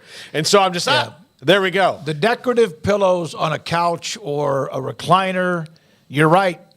It's just they're not there for you to use to like lay your hip against it or your back or anything like that. No, I have to. But they do make the room look better. I have to move them off of the couch and onto the chair that I wouldn't be sitting in when I'm on the couch. I've learned all these things, and now I'm good at them. But at first, I was not. I was really bad. So how long did it about take? Because you started during the early, was it freeze again? Well, see, no, back then, that's just when I bought the couch was right there before that. Okay. So when she moved in that April, that's when all this started. UT Parking, decorative pillows are ridiculous. I mean, look, yes. You agree with him? Yes, I do. But again, I have, I've used this analogy before, but I am not the CEO of my own company anymore. I have a seat on the board, but very little voting rights. So I just, have to roll with things. A non-voting member of your own company. Yeah, that's what I feel like. I'm, like it was a family business and it was bought by a conglomerate, and then they let me sit there so that I can say, like, hey, we wouldn't have done this before. But it's like, no. Thank you. Again, our sponsors, we're not done. We have Paul Catalina's top 5. And I just love what Jeff Traylor does as a head football coach and what he's done for that program. Yeah, man. It's unbelievable. Really big win for them. And, I know he said it, the media creates that, but it's also just looking at the history books. It's like, hey, they've never won a bowl game before. It's not an indictment, but I know what he meant by how that can suddenly become a thing that wasn't a thing before. But I think that's just a notable mark. Like UTSA had never won a bowl game ever until last night. So, that being pressure on players' shoulders is another thing entirely. But I think just simply having that in your record books now is a big accomplishment. So after a few tries and running up against some good teams, they were able to break through and beat Marshall and overcome some hardships there early, especially, and great for Owen McCown. That's now your guy moving forward. So you've got that to build off of into the offseason post Frank Harris. It is a shame that Frank Harris couldn't play. At the same time, like, he's played so many games. He played for 7 years. So, he got his fill, I think. But, yeah, you would have liked to have been able to see him healthy and closing out his college career by his own choice rather than an injury dictating that. So he was as happy for Owen McCown as Owen McCown's parents were. I'm sure. Yeah, I'm sure he was. They've got a good culture there, and we'll see what he can continue to do with that Roadrunner program and the way he can continue to build it. But, getting your first bowl win, I think, is a big deal and a great way to go into the offseason. So congrats to them. All right. Again, we are wrapping up this show. I have one transfer note. Okay.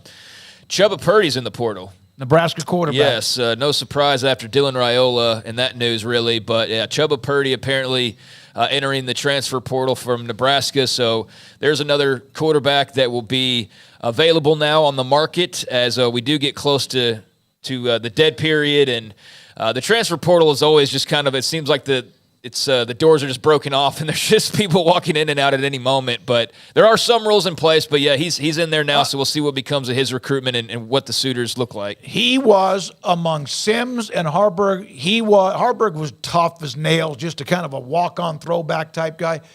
Chuba Purdy really surprised me. He could run. He had a long touchdown run in a game. They just could not avoid. He couldn't, Harburg couldn't, and Sims couldn't.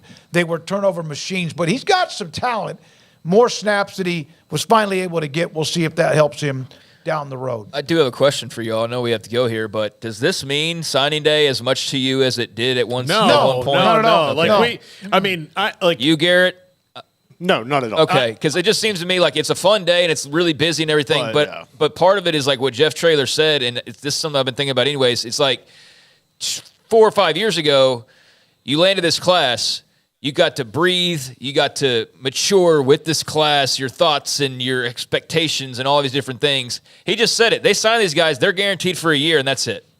And his best players are probably going to get calls from Texas and Oklahoma and USC and Ohio State and all of that. And so I was just wondering, like, how much of an effect that has on people's psyche when it comes to the satisfying nature of signing day and the fulfilling nature of it and the excitement of it. I think it's still exciting, but I just don't know for people out there, and y'all can chime in as well, like, where does it rank compared to where it did maybe 5 years ago when these guys were going to be on your team for at least 3 years? It's never been the same since the first Wednesday in February. It was then early December, too. And then the transfer portal, normally on a signing day, we would have had like 7, 8 guys, not just Baylor, but elsewhere. And I was like, how do we cover it without like going overkill because it's hard? Bleeping hated signing day. It was so like I couldn't enjoy it because it was all this. And then now I actually can step back and like take it in for what it is. But it just, I mean, certainly doesn't mean like, okay, so you like it better this way? I don't worry about it as much. And Okay, here's the other reason is that like I'll just as a But you have you like a program. but as a that's going to load up every year. As a broadcaster and a fan, it's two different things. As a broadcaster, we can make it more reasonable now, and it can be a little bit easier on us because before we're trying to get a show full of signing day kids was really hard, and then track that and all that, it was tough. Today we only had one problem. Kobe was he was in the car, family, but before it was just like, oh, we don't have this guy, we don't have this guy. We're trying to get them all back to back. As a fan, I have a couple of friends mad because FSU lost, a couple of their 5 stars they had committed in the class, and that happens. The thing is that now, like, look, if the kid gets pissed off where he is in a year, he can always come back. Like, what am I worried about? Never seeing this guy again. If somebody decommitted 2 or 3 times before today, then most likely they're going to be a pretty good odds they're going to be in the transfer portal. Well, I mean, the 5-star offensive lineman that committed to Colorado and was a big deal like 10 days ago on national television flipped today. I mean, like 2 weeks later, he's flipping. Well, I remember talking about it, like, what a great get for Dion. And, like, they need offensive linemen. Wow, this is fantastic. And he's like, he didn't even last a month. And so I still enjoy it. I just feel like I don't personally put as much importance on today as I used to, because I know that this guy could be at his arch rival in a year's time. Ask Texas A&M, who 2 years ago had their first number 1 class ever, and now it's a shell of itself for a variance of reasons. But I mean, again, it doesn't matter as much as it used to for sure. It matters. It just doesn't matter as much. Yeah, right. And so I just wonder if everybody else kind of gets that feeling as well, because it used to be all or like you better land that class, but now it's like we got the portal, we can backfill. We get hit this after spring and rosters, clear out again, and then we hit that. And so I just was curious about that. There's certain places that just take it for granted probably, but they get fired up. And Garrett, your favorite team, and Paul, your favorite team, and Craig, your favorite team. The ones that we see in the top 10, like you mentioned, of everything else from revenue to attendance to ratings. Sorry, but only people with top 15 recruiting classes can talk for the next 30 seconds. Whoa. No, I'll tell you who's happy about today. Lincoln, Nebraska. Oh, yeah, for sure. I mean, they had their they got best their quarterback. They may have had one of their better recruiting classes ever. Now, that doesn't mean they're going to win. But even back in the days before, because they could get the 5-year guys and mature the offensive linemen. But this is one of their best classes now. Yeah. Can they turn it into wins and losses? Paul's top 5 right here on 365 Sports. It's time for Paul Catalina's Top 5, brought to you by Texas Beef House. Where's the best beef in Texas? Your house when you order from Texas Beef House. Unleash the flavor of Texas-raised Wagyu. From our pasture to your plate, TexasBeefHouse.com. So, top 5 transfer portal receivers. This is one I've been wanting to do, and I have to do these in the morning, so I was going to do something about recruiting, but like, the classes can change and things can flip. And, I was going to try to do top 5 flips, but, at the time there had only been 1. So I had 1, and, there have been 4 others, but. Are you talking about like including what Oregon did today? Yeah, exactly. Yeah, so you don't know until the day's over, really. Anyway, top 5 transfer portal receivers available right now. Number 5, Julian Fleming from Ohio State. He's got some stats, like, fell down the depth chart this year, but was one of the highest recruited players in the country coming out. It looks like he's leaning towards Penn State. There was some talk about Nebraska, maybe with Kyle McCord, but I guess that didn't maybe materialize, and maybe it will. Things will change now. Signing day's over, so the portal's you're about to probably see another flurry of portal commitments, like maybe next week during Christmas, like guys getting with their families and saying something. But this is what I expect to see soon. But this guy's good and can certainly help a skill position room at Penn State that needs to get better. Ohio State with a wide receiver, huh? Yeah. Yeah, but not nearly as prolific as the guys that you're thinking of when we think about Ohio State. It's certainly solid enough player, I guess. I mean, not a lot to to go off of. He had a much better year last year than he did this year. So, got some talent, but not, 5-star transfer portal signee type of guy. But could be very productive with a change of scenery and get back to more of his 2022 form. Then you're talking about a guy who can get you a handful of touchdowns, 500 yards. That's what he's about maxed out at. Maybe he could be more somewhere else. Yeah, absolutely. Number 4, a freshman who we've seen a little bit of, but Utah's Mikey Matthews is in the portal. This one kind of surprised me a little bit because, for the most part, Kyle Whittingham kind of holds on to his guys, but and he does really well in the portal. Like you look at their signing day, Utah's signing day is very nondescript overall, but it seems like it'll probably work out for Kyle Whittingham.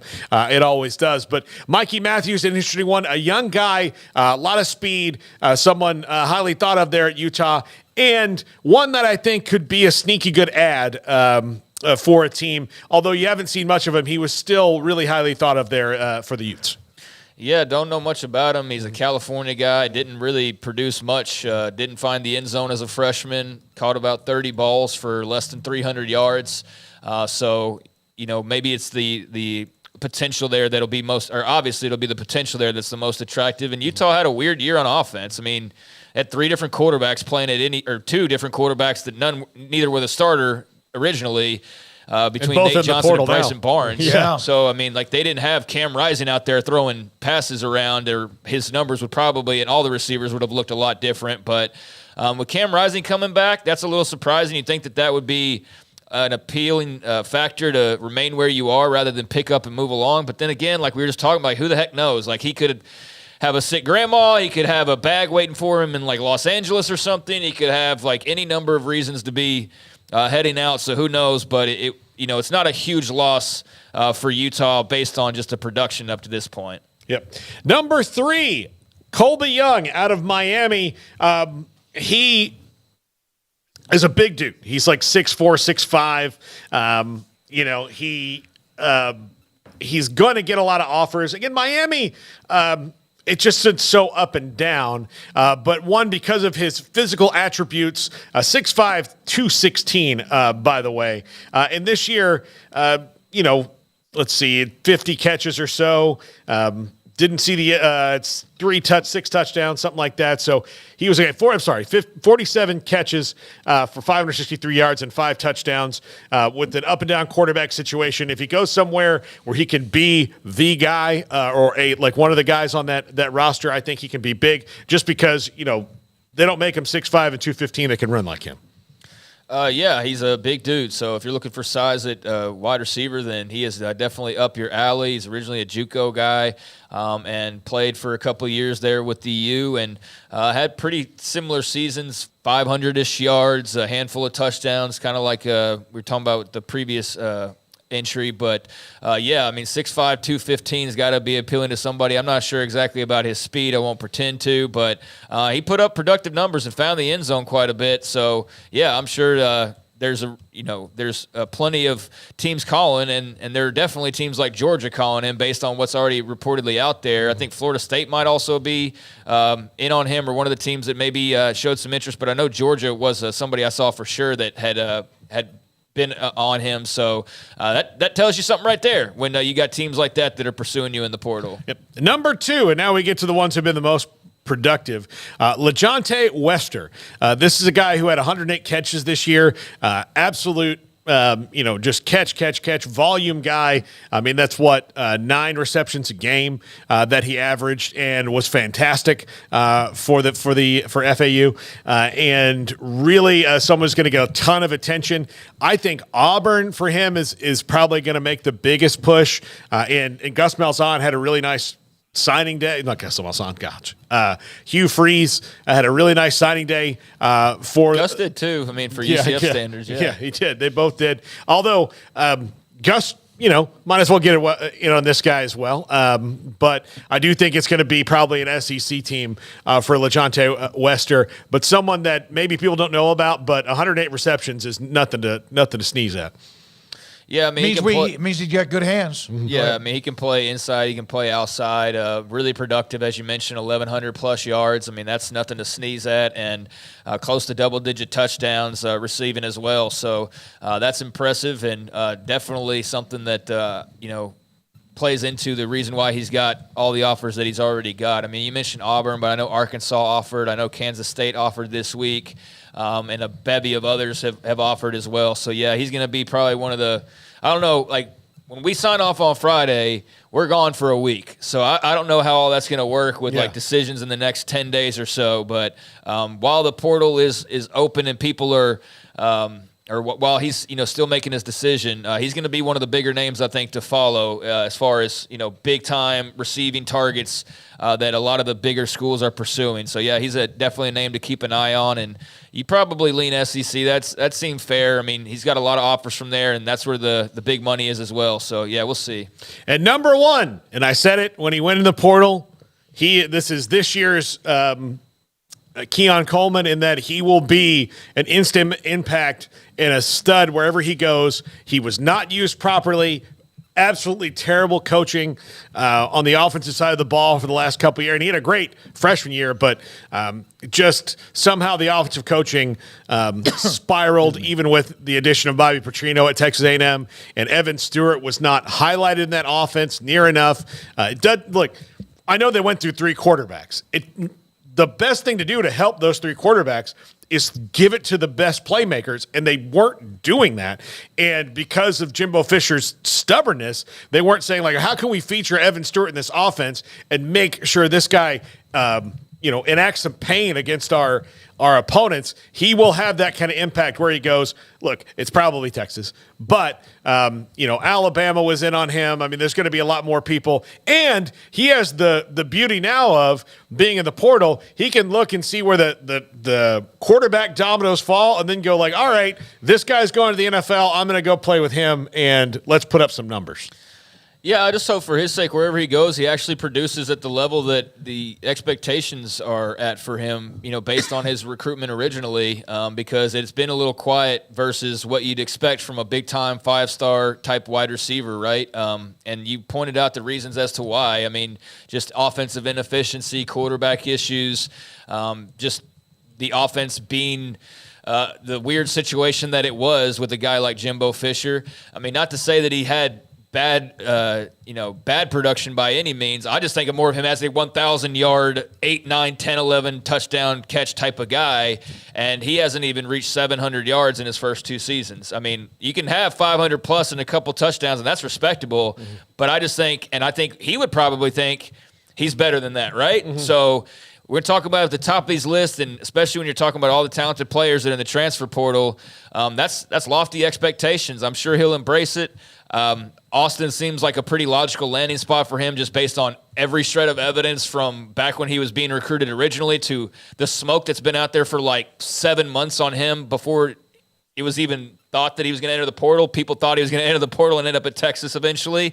I remember that running rampant during the summertime. I think that was that rumor going around. So who knows? I mean, now he's free to be re-recruited by everybody. So we'll see who all comes with a bag in hand and the best type of offer when it comes to coaching and opportunity. But yeah, he's a really talented player who's got a lot more that we haven't seen, and hopefully he's able to show that at his next stop. I wonder, is he locked in too? We can blame it on the offense and also that, but he's obviously a great talent, no question. Garrett Ross, great job maneuvering, weaving through a lot today.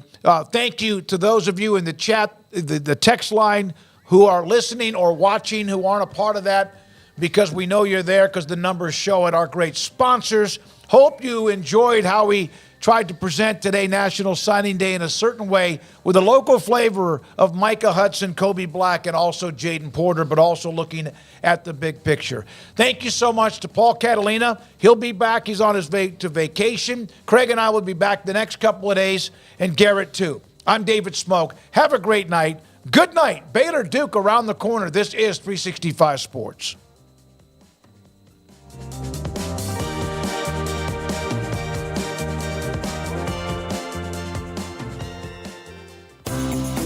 Ideal MRI is a small family